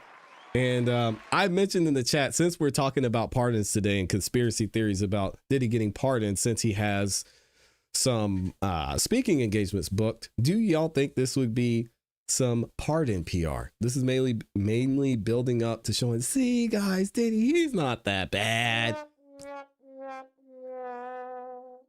This is why the president can pardon him. The president is not pardoning the man who was kicking Cassie up and down the hallway that you saw. This is the man that the president is pardoning. This is the man just a couple years ago, before he got locked up, with his newborn daughter, Love. Yes, this is the man that the president, I don't know. I just start thinking this way. Who knows? Shout out to Jan in here, dropping the 7 bomb with the super sticker, giving me a high five. I appreciate that. Right back at you. Thank you so much. But again, I got to play Stephen A. Smith again. He said it best. I'm here to tell you right now, we don't care. We don't. Has nothing to do with this case. Just like I say, well, I'll leave it alone. Amy says defense attorneys just broke down in tears in court. Nicole Westmoreland is getting emotional as she discusses why the mogul has been so important to this community. Oh, that's so sweet. Yeah, it's true. But that's not why we're here. Diddy's not on trial for lack of his support to the community. He's on trial for violating the Mann Act twice. So cry if you want to. I'm still looking at 10. I still think it's plausible Diddy was used as a government op. I 1000% agree with that. I'm sure the government got intel on trafficking rings, and who knows, they got intel on a lot of stuff. I always said from the beginning, looking at the way this went down and the timing, I agree. And this is unfounded. This is an unfounded statement by me. So, hey, don't take this how you will. But I believe that Diddy was working with the federal government, and this was the way they were able to collect the information they needed. This is why they were able to raid his house, get all the stuff. You got to sit in jail for a little while, Diddy. Yeah, you started moving too reckless, and you have to be held accountable. Yeah.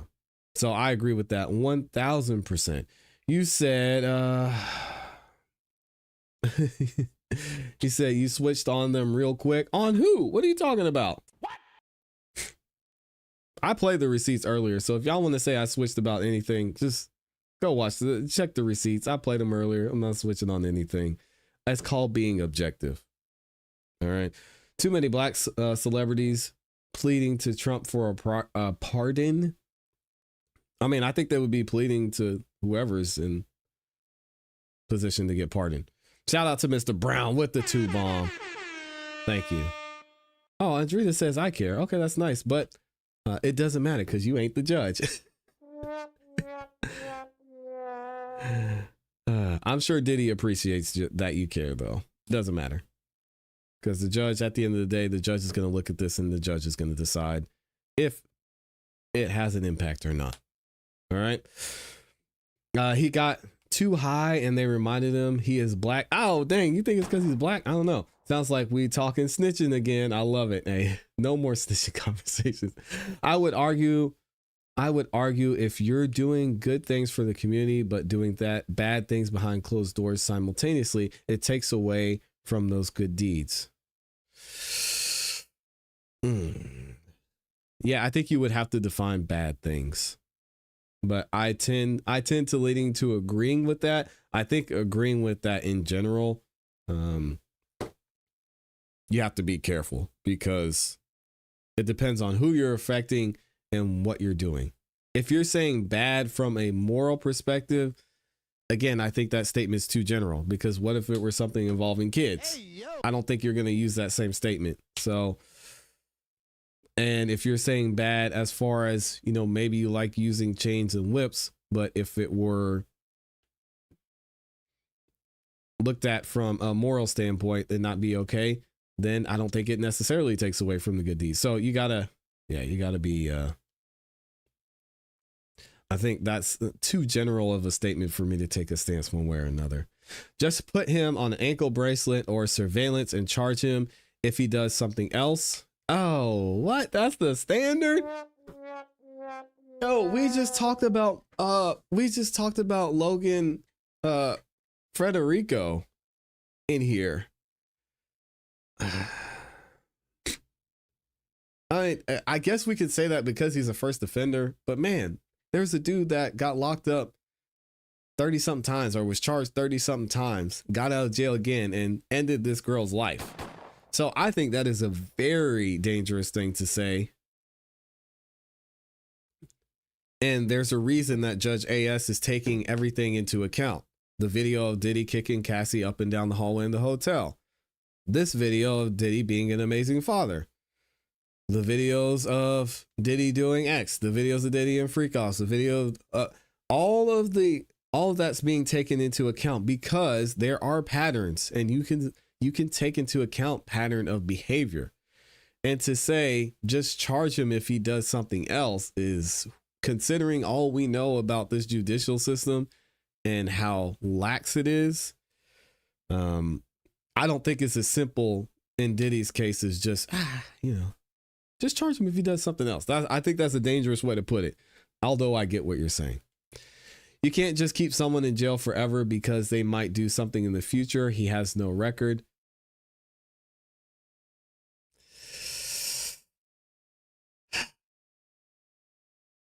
The law is tough, guys. There was over the top. That was over the top awful when you think about it from the perspective of what any other defendants and do.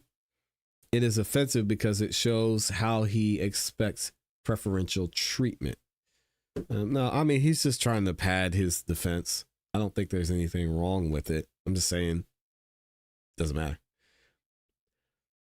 I fear the sentence will be 3 years, 1 credited for time served and the rest served on probation.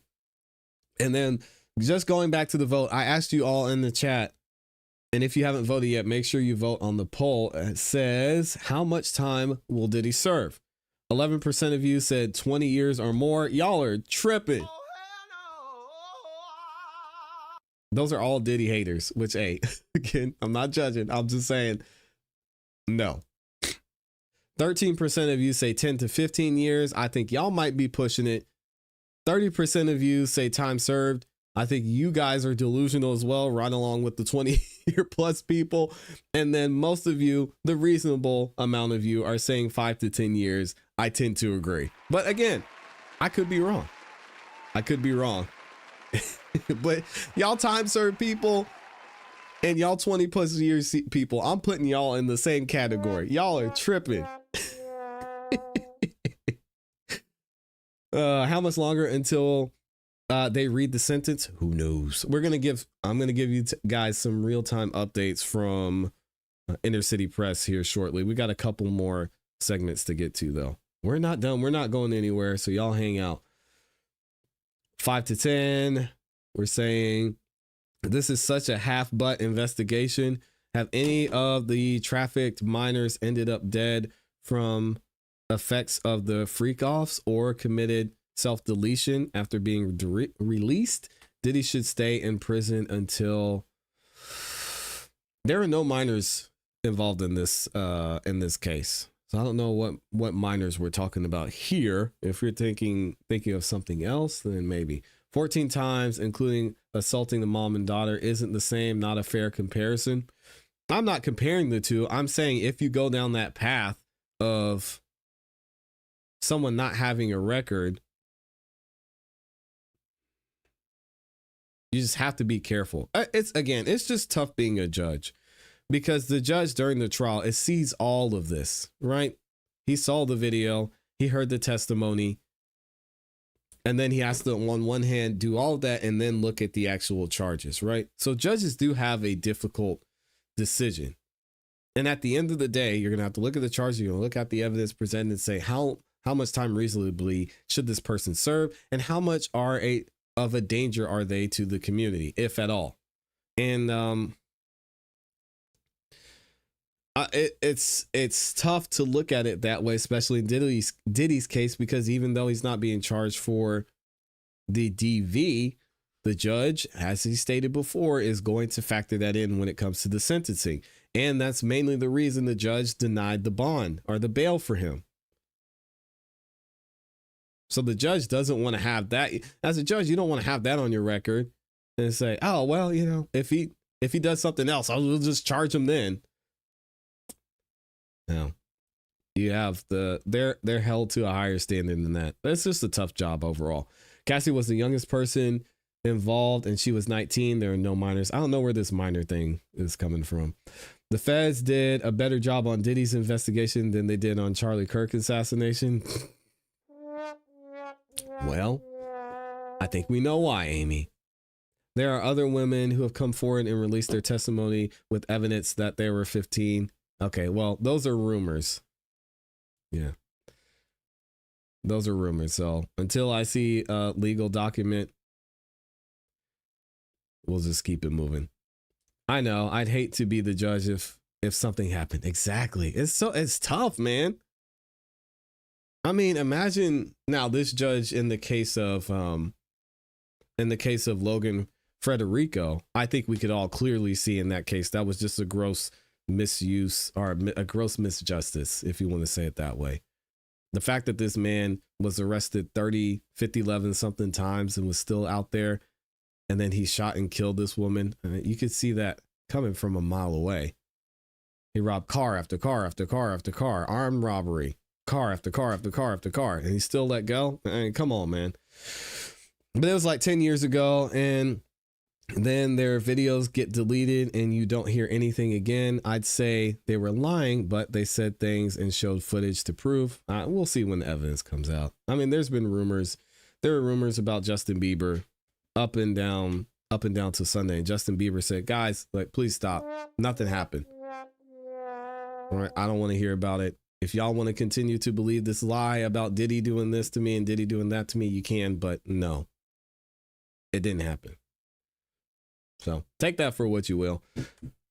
I said first meet when the groom start. Oh man, boy, that's hard to read. I'm sorry. I want to read that comment, but what do other regular people get for this crime? That's a great question. Hardly anything. And it really doesn't get charged, to be honest. What? Yeah.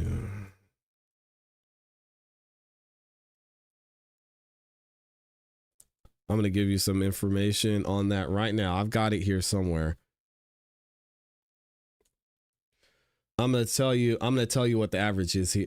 Amy says maybe the judge denied bond every time because Maybe he wanted to prove a point and make him serve the time because maybe he plans on letting him out, etc. However, he's not a fan of Diddy, so he might give him time. I think he will.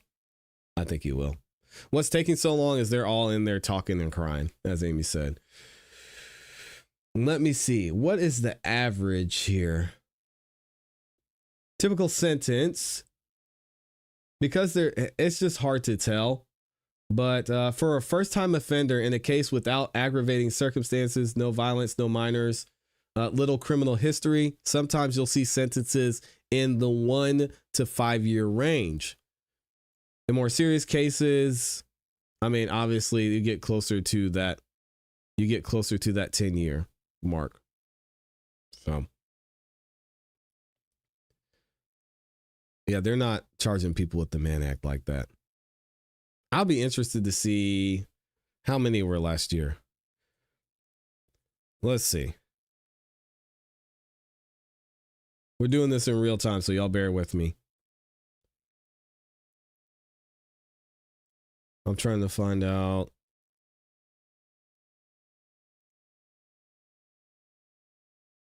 I want to see how many people were charged with this. Probably not a lot at the federal level.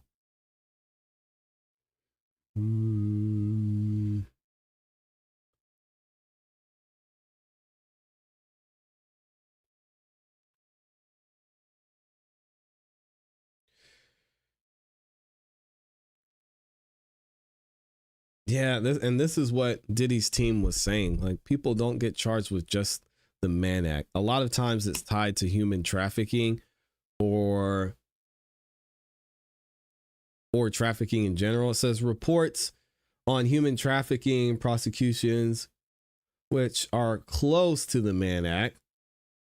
There's usually around 1,600 to 1,700 people were prosecuted for it in 2022. Yeah, it's hard to find data on that because it doesn't happen that often. Yeah, and Amy said the number I found too. A total of 1,900 persons were referred to the U.S. attorneys for human trafficking offenses. 1,656 persons were prosecuted for human trafficking, but the Mann Act, not so much. Amy said something earlier too I wanted to read. She said, let me go back and find it here in the chat. Oh, she said, want me to find bad things? Hey, it's a family show. And unfortunately, judges do take extraneous circumstances into consideration when sentencing. Yeah. Yep, I agree. And also, again, because people get so upset when you start talking about Cassie and how she was involved, the judge also is going to factor in the fact that Diddy did not act alone. Because think about this picture. Let's not lose the plot here. Think about the picture the prosecution was painting. Prosecution was painting this picture that there was this entire enterprise and Diddy was just commanding all these people. You here. Yes, bring me women. Bring me men, right? Hey, yo. And that premise fell flat on its face. Why? Mainly in large part because Cassie's participation, willing participation, others willing participation, right? The fact that they weren't able to show coercion. So the judge is going to factor that in too, that a lot of the people who were involved and seemingly participated in a lot of these instances willingly aren't being held accountable themselves. Now, how does that apply to Diddy? Well, maybe there was some parts of this the judge will see that was actually consensual. Although the jury found him guilty, there were parts of this or elements of this in Jane Doe's part and in Cassie's part. And even in the adult workers part, that was consensual. So that's going to play and factor in too. Again, what was the nature of the crime? What was the nature of the actual violation? I mean, Cassie was like, I went him. She's over there dressing up, trying to disguise herself to meet with somebody and committed fraud by using a fake name. There's all kinds of wild stuff. The judge is going to save the government's face and give him 5 years. He should walk out today, but I doubt that'll happen. I don't think he will walk out today. I think he's gonna get closer to 10, like I said. But that's just me sticking by my prediction. We got a lot of other stuff we have to get to. Y'all want to go to Candace Owens, or should we talk about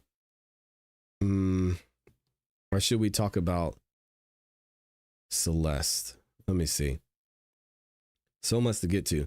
The judge said he agreed with the probation guidelines. I think he's going to get probation. All the alleged victims were his girlfriends. That's going to factor in. These weren't just some random girls he was picking up off the street. These were people who, I don't want to go there. They're going to say I'm victim shaming again. I can't take any more victim shaming allegations. It's tough out here. They were girlfriends that were benefiting from being around him, living that certain lifestyle, and were willing participants. Maybe not in all instances, but in many. And the jury found that they weren't coerced.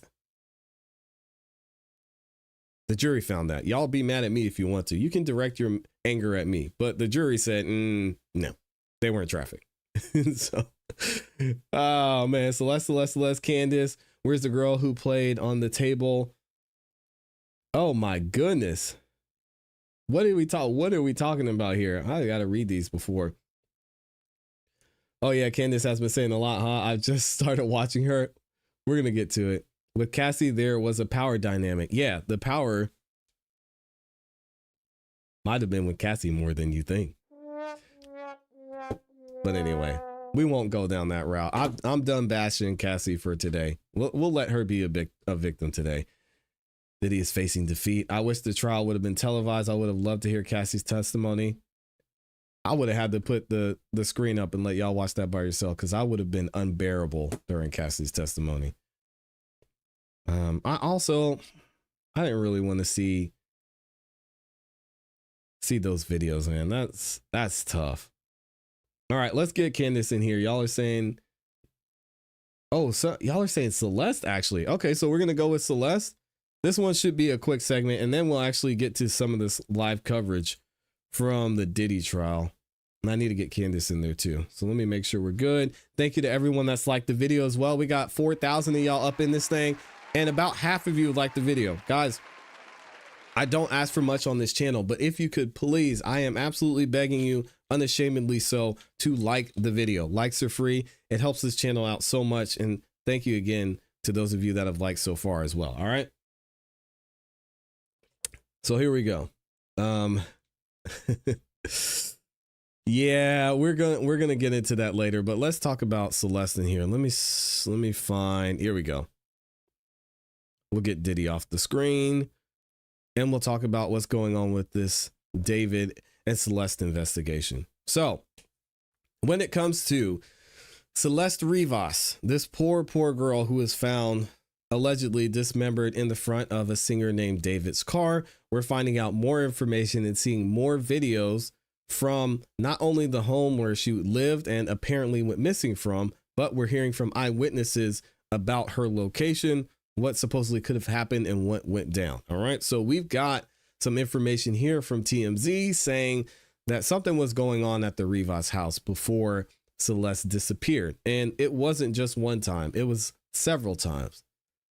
Supposedly 11 times that the police were called to their house. Y'all check this out. We've got a report here from TMZ. Says the sheriff deputies called to a home 11 times in a year, 3 times in one day, they say. What was going on? More evidence has surfaced of Celeste Rivas' troubled home life, as we heard reported by her boyfriend from middle school. Said she did not like being at home. She was running away. She was bragging about it, and she was just super troubled. Riverside County Sheriff's deputies were called to the house 11 times in just 1 year, which is a lot, TMZ has learned. Deputies repeatedly responded to her house in Lake Elsinore, California, between February 2024 and April of 2025, according to police records obtained by TMZ. And get this, the cops say deputies visited Celeste's home 3 times in a single day in March, shortly before she allegedly disappeared. Here's the actual video that TMZ has. Y'all check this out. Hold on a second. There we go. And you can actually see Celeste walking down the road there.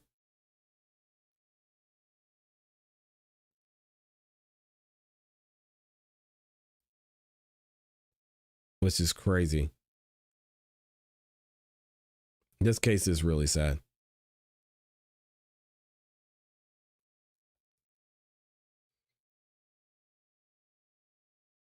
There she goes going down the street again. What is she doing?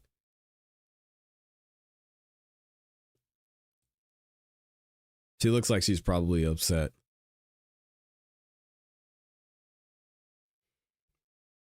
And this is a surveillance video from a liquor store just around the corner from Celeste's house, or Celeste's parents' house, however you want to say it. See her walking into almost into the road.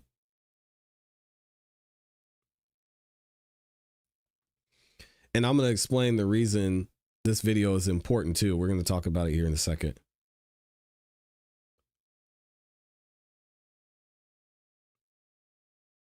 She keeps going down the street. Let me skip ahead.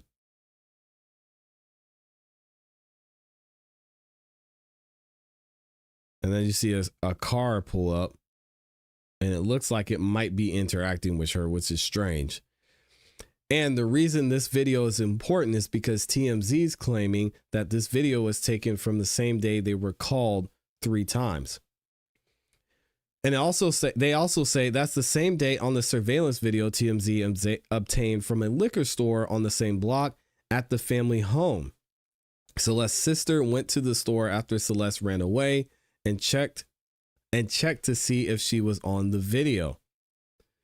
There's a shot of Celeste running down the street and going out of frame. A car pulls out. It's clear if she got in that car or not.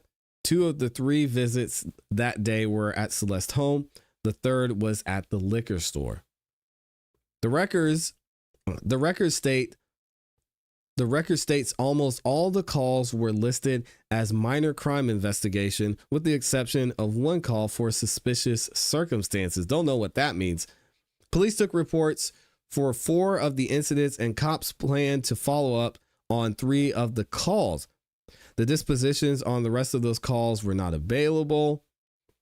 Worth nothing. The police responded to Celeste's home at 9:29 on April 5th, about half an hour after the family first reported her missing to 9, according to the missing person flyer. And y'all can see the flyer here. It has her name, Celeste Rivas Hernandez, and she was last seen on April 5th. And then they've got her birth date, house, and all that information. She was last seen wearing gray sweatpants and a black sweater, a hat with Hello Kitty sandals, and we saw that's what she was wearing in that picture. As we first reported, Celeste had a troubled home life and threatened to run away several times. An ex-boyfriend from middle school told TMZ she had joked about it before she actually left, and it happened multiple times. Celeste's dismembered and decomposed body was found in the trunk of a Tesla belonging to singer David. In September, police say she was likely dead for weeks before she was discovered. David is not charged in connection with this case yet.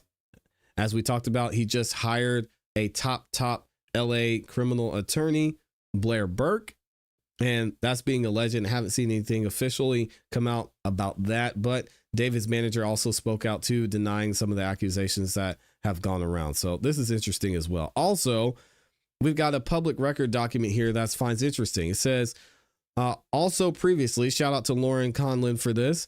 She said she called Riverside Sheriff's Department in California requesting all the calls of distress, body cam, and any closed files related to the law enforcement being called to the Rivas' home in April. But they visited Celeste 3 times on that same day on March 19th, as we talked about it. And you see the liquor store surveillance there. And it says that they're going to get her this information. In order to keep your request anonymous, it will be your responsibility to maintain your confirmation number, and they have it here, and she's got this information. So what are they talking about? Well, there's more information here from another account, which I thought was super interesting because we've got more reports of what went on with this investigation. All right. So in a case like this, decomposition can make it difficult and sometimes impossible to determine a clear cause of death. For example, look at the state of, and they name another person here, where the manner of death was never fully established. Today, early reports are claiming she was dismembered. That may not be correct. especially when the medical examiner was able to describe what she was wearing. She was wearing leggings, and then she had on a shirt, her bracelet, her earrings, and this is an indication that her body was intact but severely decomposed, so she may not have been dismembered, is what's being alleged here. What is certain is that law enforcement has stated they want justice for Celeste Rivas, as emphasized in the recent press release by RHD. And RHD is thoroughly examining every aspect of this case to uncover the truth and to seek justice for Celeste Rivas Hernandez and her family. Right? So the person who concealed Celeste's body, they might have placed it in something else, and they go on to talk about it here. All right. So let's see what LAPD had to say. The Robbery Homicide Division investigation into the death of Celeste Rivas Hernandez. They say the Los Angeles Police Department Robberies Homicide Division has been diligently investigating the death of Celeste Rivas Hernandez over the past several weeks. At this time, we can confirm that Celeste Rivas Hernandez is deceased and her body was found in the front trunk of a Tesla belonging to David Burke, aka David, or the singer David.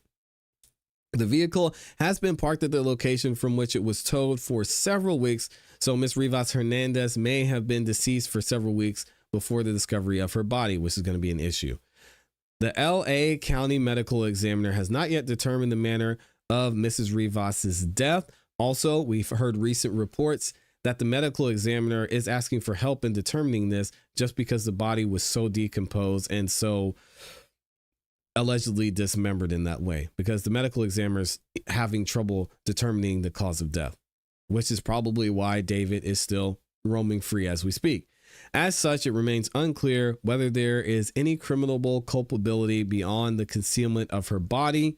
All right, but they are ruling it a homicide, and they ruled it as a homicide initially.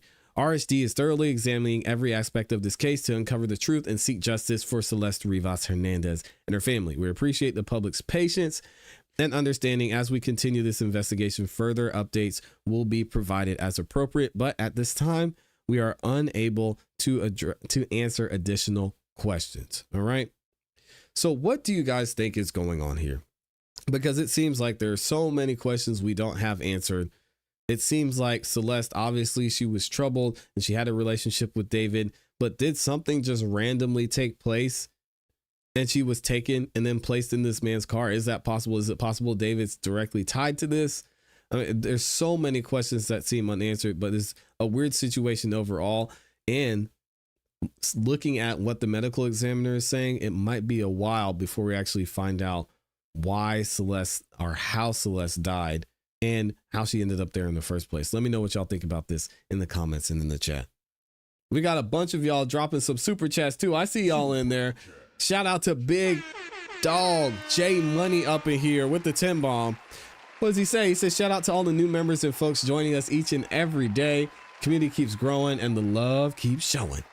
You know, that's right. Shout out to J Money. Appreciate you, man. Thank you for all the support always. We've also got D in here with the 5 bomb. I appreciate you dropping the 5 pounds. It says ClassE and Amy give you a thumbs up. Thank you. And make sure you like the video. Amy says Diddy's kids have addressed the court at his hearing. Yeah, it's sad, man. So sad. And thank y'all for supporting as well. Our infants remains or something I read, but can't recall where. She was not pregnant, if that's what you're talking about. Wasn't there fetus remains found buried at her house too? Oh yeah, okay. Celeste was not pregnant. No. Wasn't pregnant, hadn't been pregnant. That was said by the medical examiner. Yeah, that was not true. The whole thing is really weird, and you'd have to be a complete idiot to unalive someone and put the body in your own car and leave the car so close to where you live. It doesn't make sense. I agree. Doesn't make sense at all. This girl likely signed up because they wanted the beanies, but then got in too deep. She knew David for a long time. Candace is doing too much with the Israel stuff. Yeah, I don't know. I haven't been following Candace on that. It's a very strange case. What if he's being set up? It's possible. Maybe annoyed someone at the top wild to leave the body in his car outside his house. That part seems like a setup. Yeah, especially considering and looking at all of his, or a lot of his music videos, a lot of his content, a lot of his lyrics. It would be easy to set him up in this way, especially because of some of the things he portrayed in his own music. So I don't know. I'll have to wait and see.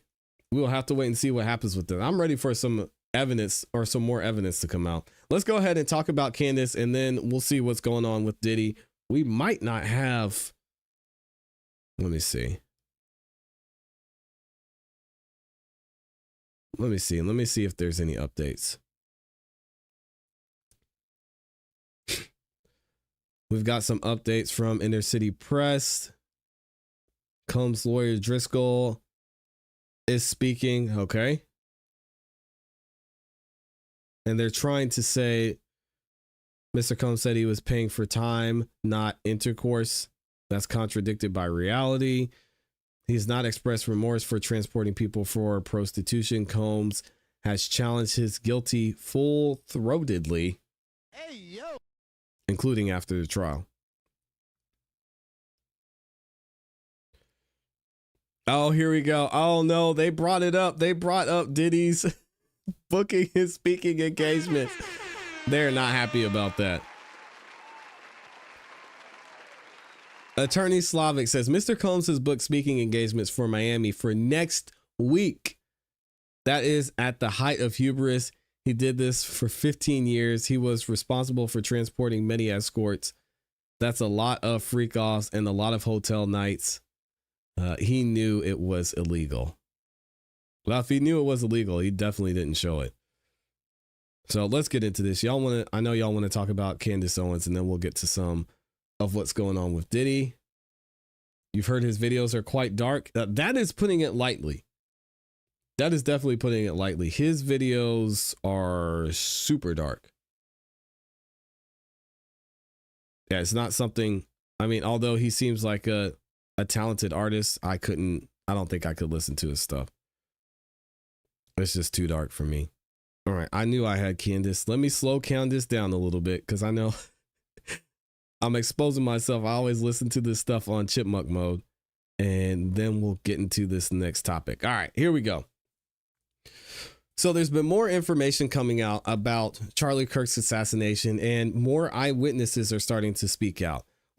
In light of that, Candace Owens is actually pointing out a lot of the inconsistencies and things she's hearing and the facts surrounding some of these witnesses speaking out. And we're going to specifically talk about this one witness. Her name is Olivia, and you're going to find out why here in a second. I'll let Candace cover it. We're going to actually go to a news station that interviewed this witness shortly after Charlie Kirk's assassination. She's going to be talking about what she saw, her encounter with Tyler, and what she noticed throughout this entire situation. So check this out from the News 10 over there at WBIR. Let's go. Of Kirk, we're still seeing memorials like this one pop up across the U.S. This was in Bissell Park this morning, right here in Knoxville. But in Utah, one woman says she came face to face with Kirk's accused shooter while on the way to the Prove Me Wrong event at Utah Valley University. Here's Jody Reynosa with more. I kind of realized the type of street I was on, a little bit more secluded, you know. Olivia Bishop retraces her steps where she came face to face with Charlie Kirk's alleged killer. Just looking over, seeing that he was limping, kind of being like, oh, okay. And then long black shirt, kind of thinking that's kind of weird. It's kind of super hot outside. Bishop says something seemed a little off. I did look over at him and he was kind of like that was his face, just kind of like not a smile or anything. From the expressionless demeanor, long sleeve shirt during a hot summer day, to the limp. It's kind of odd. I don't know. Like now that I think about it, it's just very like chilling to me. Chilling after reading charging documents online and seeing this video of Robinson walking away from UVU after Kirk was shot. That's when she realized she'd been only feet away from the accused killer. Now she questions whether she could have done more. Had I seen the imprint of a rifle down his leg, if I had looked at him a little longer, then immediately after that happened, would I have thought back to him, you know? and been able to like alert authorities quicker. Bishop realizes there's Doesn't nothing matter. she could have done differently. But just to have been like an eyewitness to him on his way there is just shocking to me. Okay, so we're going to get more information about this person that actually saw him. Candace is going to make some interesting points about this alleged eyewitness and her connection to the local police department. It's crazy. Check this out. I gotta say, when I saw that, I was actually kind of giddy because I was like, finally, it looks like a college student from UVU who is speaking to the news. That's great. Nope. And of course, I then had to wonder what she was studying. And it turns out, no, she doesn't go to UVU. I don't know. A lot of these people were not available that day. But what she does for a living is quite interesting because there's an emerging pattern. And for whatever reason, nobody who spoke to the press said what their connections were. It turns out that she works for the Orem Police Department. She's a record specialist.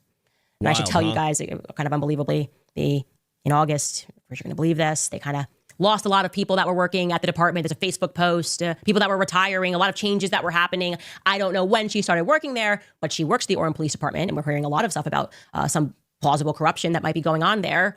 And I just said, wow, okay. Curiously, she also purports to be a close witness to when Charlie got shot. And I'm wondering, if you work for the Orem Police Department, what were you doing going to a Charlie Kirk event in the middle of the day? Like, assuming that's a full-time job, Charlie spoke on a Wednesday. What were you doing there at all, actually? Is this like the longest lunch break ever? Meeting up with some friends, she says. Meeting up with some friends, okay. Another thing that we were able to learn is that she met up with her husband. Like, how are all of these people just allowed to leave work to hear Charlie Kirk speak?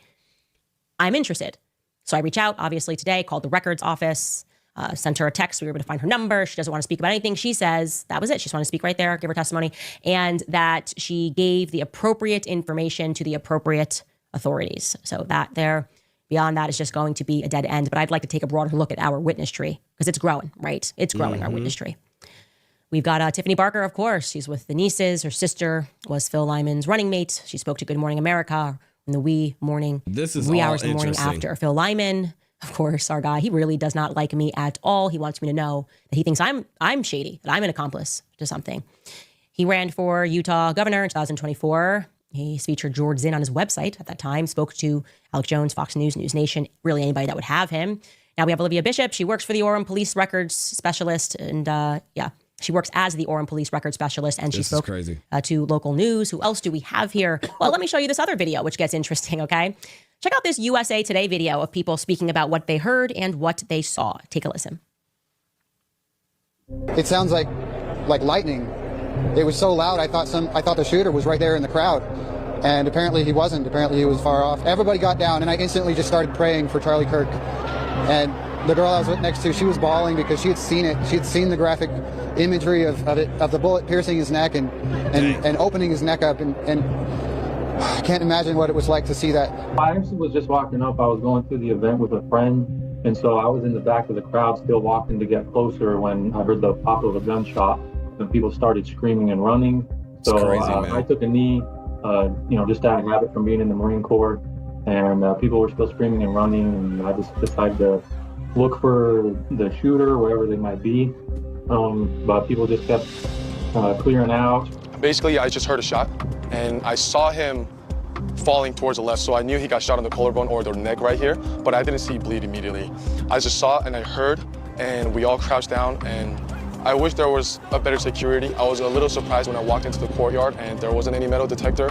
There were securities around the building, but it wasn't really solid. Yeah, that was wild too. Okay, so to show you who those individuals are, a lot of software engineers, we can pull back up Emmanuel Berrier. You saw his name there again. We're pulling people that spoke to the press publicly. We're not revealing any information here, but he works for Domo Incorporated. His history is that he is a software engineer, a technical advisor. His name is German in origin. I'd like to know a little bit more. Also, when I look up these people, by the way, none of them have reached out to me. Like from the minute that this all happened, I asked for information. And for whatever reason, these people were very anxious to speak to the press right after, but then we're like, you know what? We're not gonna speak to anybody else about that. Same for Gurno owner. We covered this. He was with Phil Lyman's nephew cousin. We learned was a software engineer from Austria. So Austria, Germany. Okay. Featured in Shaner's Instagram. And that guy, Scott Robbins, that you saw looking like a college kid, well, he was also a gubernatorial candidate. He ran for governor of Utah. in 2024. Nobody mentioned this. I guess all of these I mean, it's possible that they were just comfortable talking to the press, so that's why they were speaking, especially this man, Scott Robbins, who ran for the governor. But coincidence? Maybe. I don't know. Say Today or AP, nobody asked them like who they were, if they were college students. And for whatever reason, everybody that they spoke to wasn't that. We will continue to grow this witness tree. Robbie Hild, we've put a TBD on because we're getting crazy information on him. We're calling him Mr. Worldwide over here. Okay? We've got Robbie Hild in the Cayman Islands. We've got Robbie Hild in Spain. We've got Robbie Hild all over. And so that's going to take some time. We need to be more thorough in that. And we will have more on Robbie Hild on Monday. Anyways, guys, this is a good time to. This guy Shaner, he disappeared, deleted all his social media. He was connected to Phil Lyman. And now everything he had posted about this entire assassination, him walking the road where Tyler allegedly dumped his gun, it's gone. And now you can obviously find it here on this channel because we reported on it. You can find it on Candace Owens' channel, but very weird stuff. Also, another point going into what was happening at Turning Point USA, Charlie Kirk, as we mentioned before, there was an audit going on, or an audit about to happen. And Amy posted about this over on X. If y'all don't follow Amy, make sure you do that at IAMYLEIGH on X, at I am Amy Lee on X.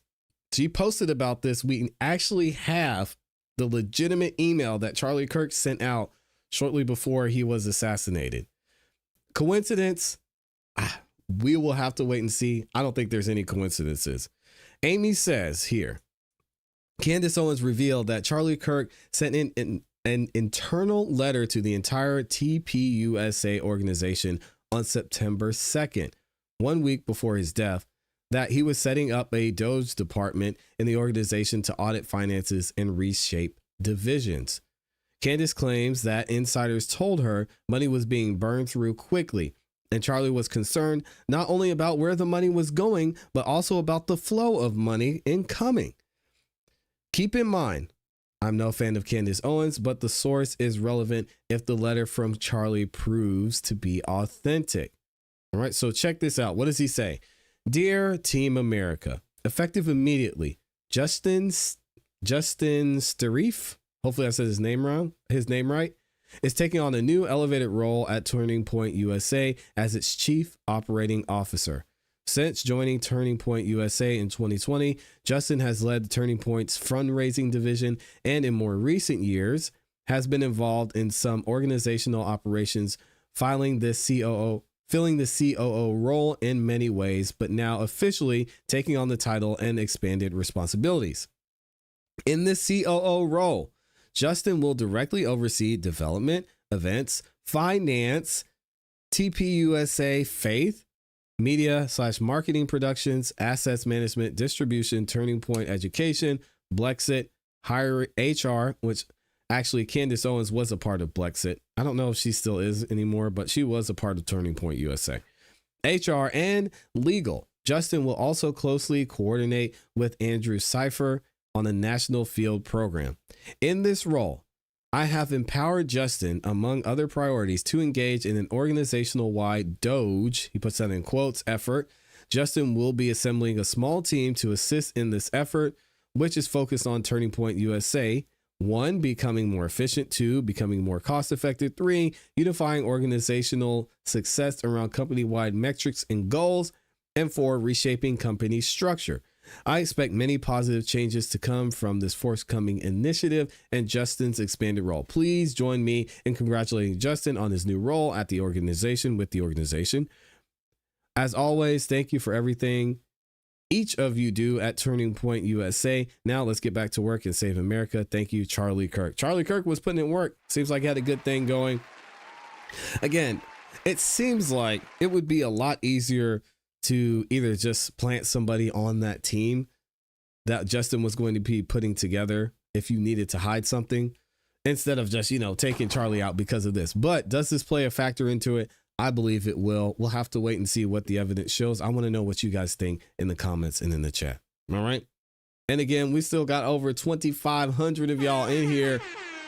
Wow. Y'all are showing some major love and support. I know you guys want to hear about Diddy. Let me double check and make sure I didn't miss anyone's comments or super chats. And we should be able to get right into it. Let me see if I could find this.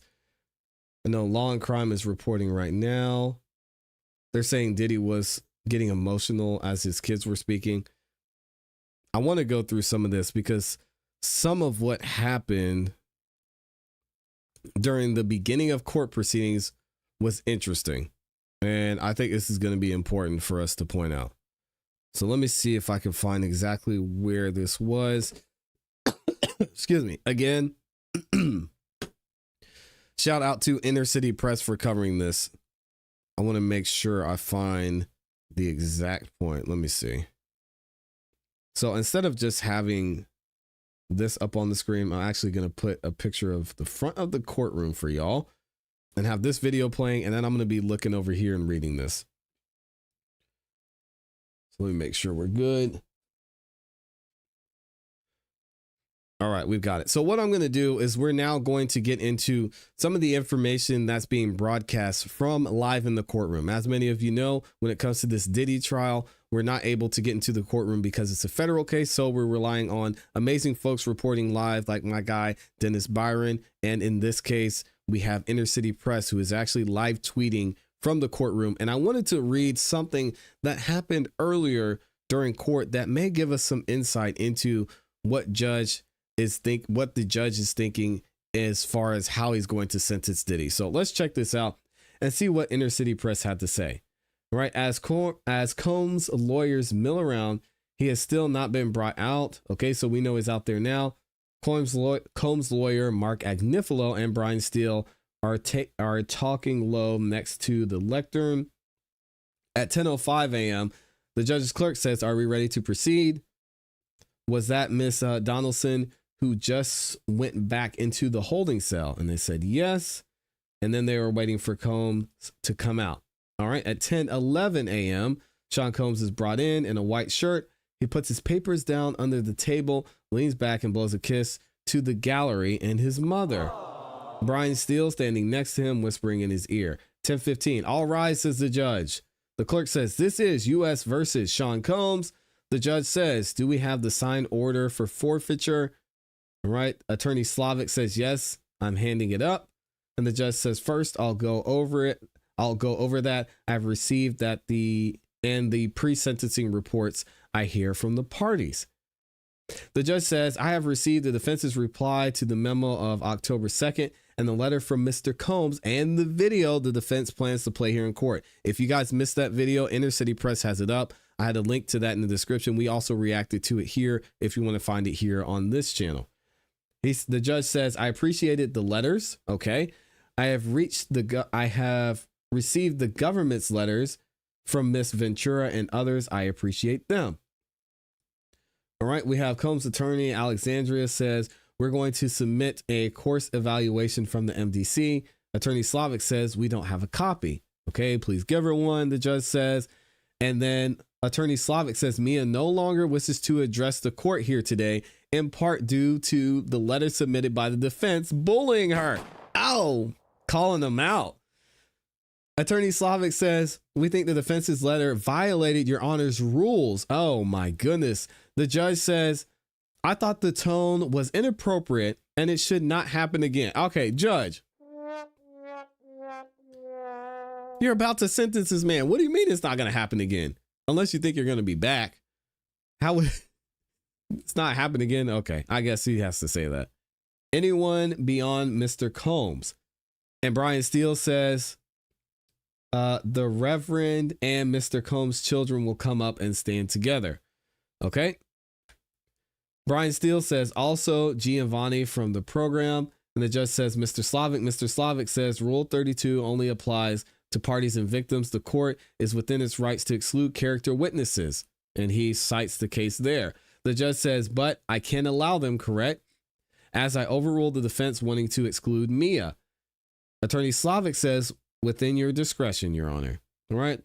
The judge says, "Mr. Steele, it is okay for the children and the Dr. Johnson, or the Reverend Dr. Johnson, to testify or to speak." He says, "Okay, I'll think about the others."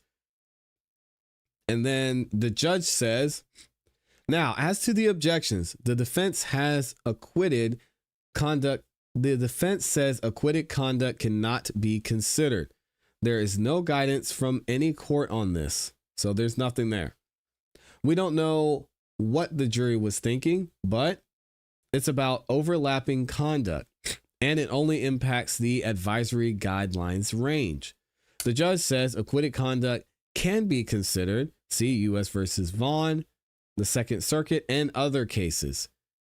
Even matters that cannot be considered for the guidelines can be considered under 355.3.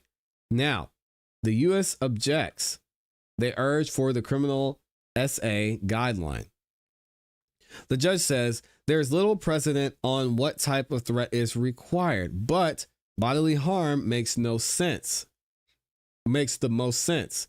Concrete harms to force Jane and Mrs. Ventura to engage in certain acts.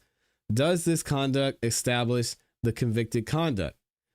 There was the flight from the Canes. Did that meet the requirement of bodily harm or threat? There was evidence of that in this case with respect to the hotel nights and freak-offs, but in light of the constitutional questions raised, the court declines to apply the cross-reference, but 3553A. Okay, since I can consider under 3553A, it does not impact the sentence. Okay, well, shout out to Diddy. Interesting. The judge also says next, Mr. Combs marking of pads as legal, that was troubling. What does he mean there? But the intention is not clear. The government could have pushed to clarify it, so I will not apply the enhancement. All right, so it's looking like less and less time here. What's the judge going to say? The government objects to probation not considering Jane and Mrs. Ventura as vulnerable victims. I overrule this.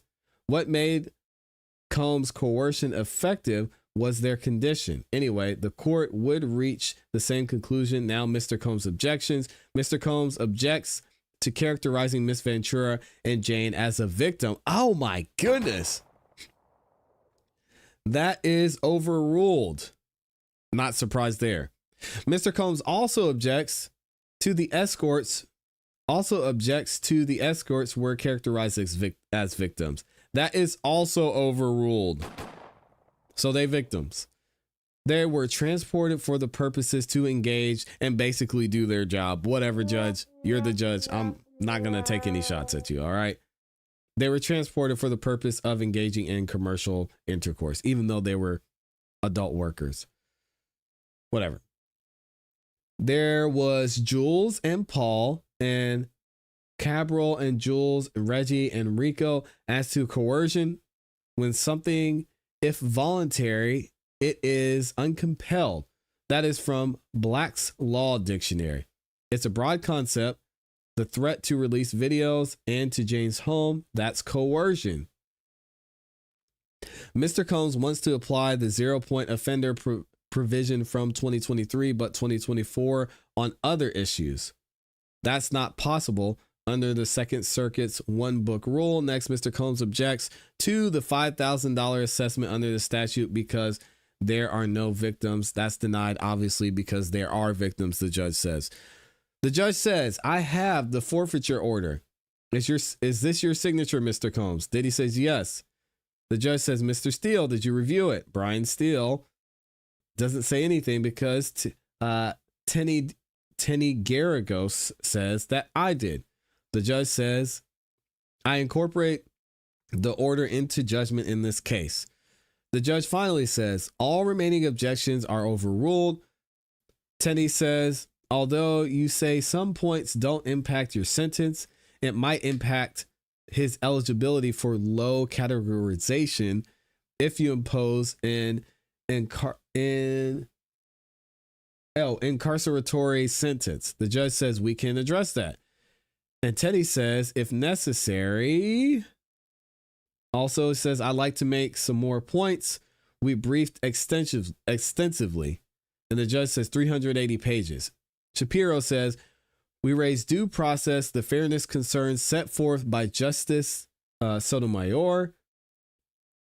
We believe our interpretation and preclude the court under 3553.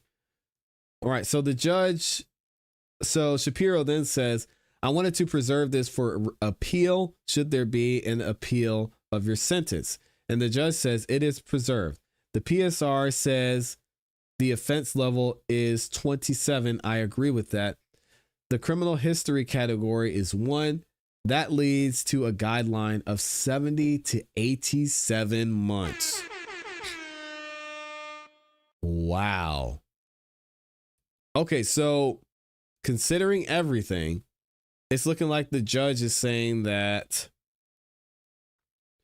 the guideline is going to be 70 to 87 months, which is a maximum, it looks like, of 7 years. So let's keep going here. Attorney Slavic says, the defense accuses us of seeking 135 months so that the court splits the difference. We think probation's recommendation of 60 months does not account sufficiently for the harm to Cassie and Jane. He also says the defendant tries to argue that it's just intercourse, drugs, and rock and roll lifestyle. But this is a case about transportation for prostitution and violence. No, it's not. This defendant admitted to the violence at trial, which was an interesting move. And I said this multiple times. The defendant's respect for the law is lip service. Dang. Mr. Slavic says Mr. Combs has booked speaking engagements for Miami for next week. This is the height of hubris. He did this for 15 years. He was responsible for transporting many escorts. That's a lot of freak offs and a lot of hotel nights. He knew it was illegal. Oh my goodness. Attorney Slavic says, even in cases that decline to apply the cross-reference, significant sentences are handed down, including in this district. Consider U.S. versus Dillon, and so on and so forth. The judge says, in Jordan, the defendant had been convicted and imprisoned in Cuba in the years prior. Am I correct? And that's why Judge Cronin varied upwards. And Attorney Slavic says that is correct, as well as the other factors. And the judge says, so there is a distinguishing feature, meaning the judge is pretty much going to stick by what he's saying. And then also Attorney Slavic says he blames doctors for prescription. He pretends he is the victim. He hasn't accepted responsibility for his criminal conduct. I disagree with that. The information provided to his expert was incomplete. He will pose a danger at any age. He choked Jane Doe at 54 years old. Prostitution causes other problems. It happens out of the public view. General deterrence is needed. Send a message to all victims and to the public that this defendant's crimes are serious. You can encourage or discourage abusers. Oh, they are doubling down. Oh, wow.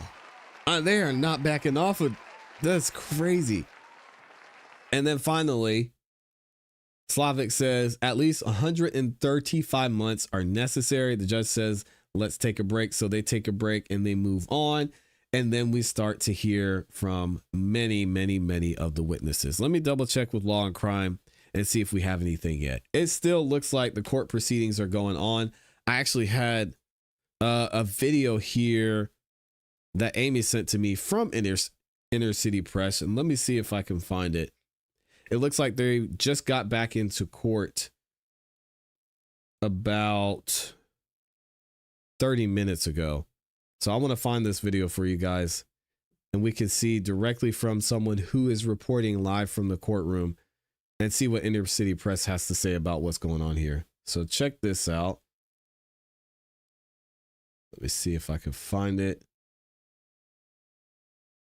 All right, here we go. We've got Inner City Press up here. Y'all check this out and see what he has to say.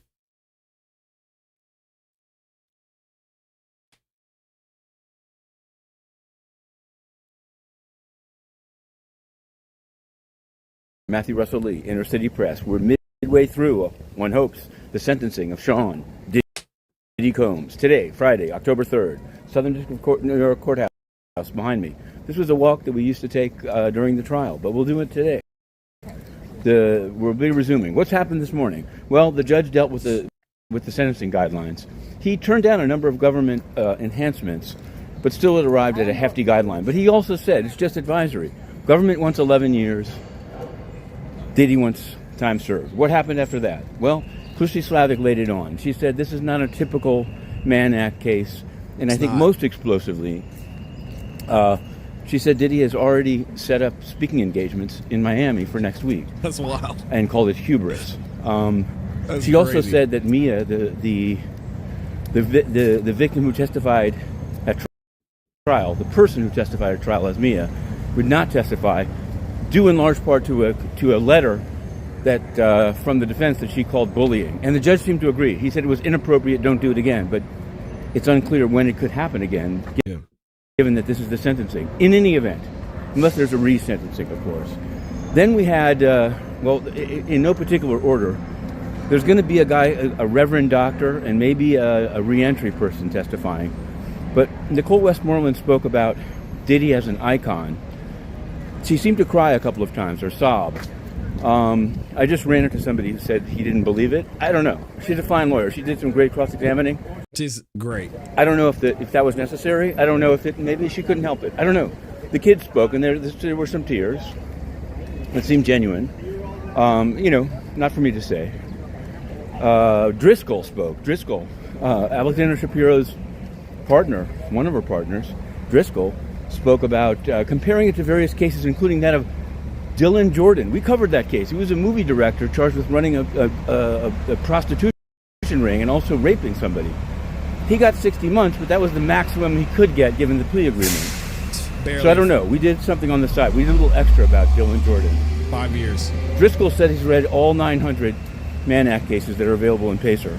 Some people were like, whoa, hats off to Driscoll. Hats off to Driscoll. Coming up in the afternoon, Brian Steele, Xavier Donaldson, Combs himself, and then it could happen. It could happen today. There was some talk of it going into Monday.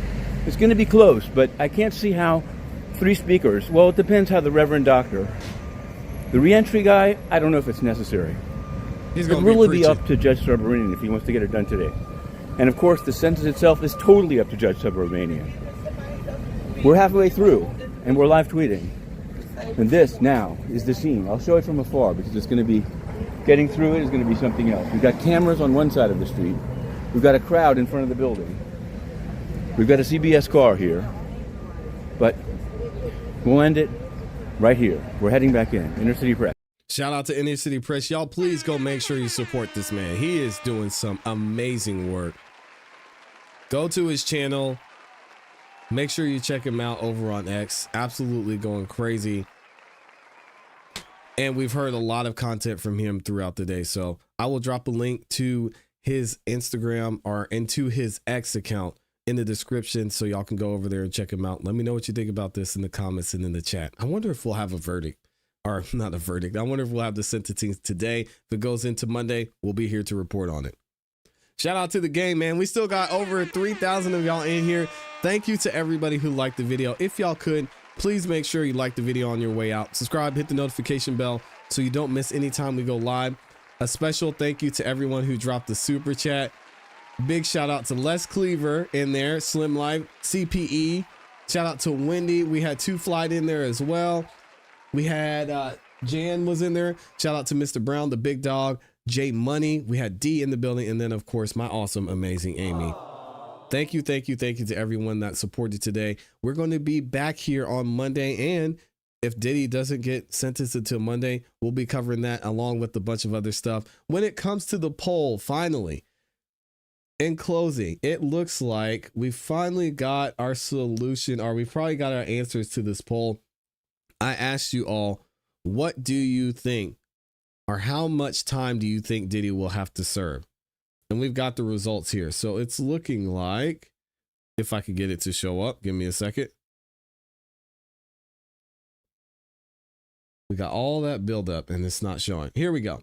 So I asked you all, how much time will Diddy serve? it looks like 11% of you said 20 years or more, which is amazing. 14% of you said 10 to 15 years, right? Not a little bit more reasonable. 30% of you said time served. Boy, you guys are generous. And then I'm with the 45% of you that said 5 to 10 years. All right, we're going to get up out of here. Make sure y'all look out for the clips we'll be dropping throughout today and over this weekend. I'll see some of you tonight on the Song of the Night Live at 8 p.m. Eastern Standard Time. Looking forward to seeing y'all there. As always, you all know what to do. Have a great weekend. Keep growing, keep pushing, keep it classy. We gone. Peace. Thank y'all for the support, man.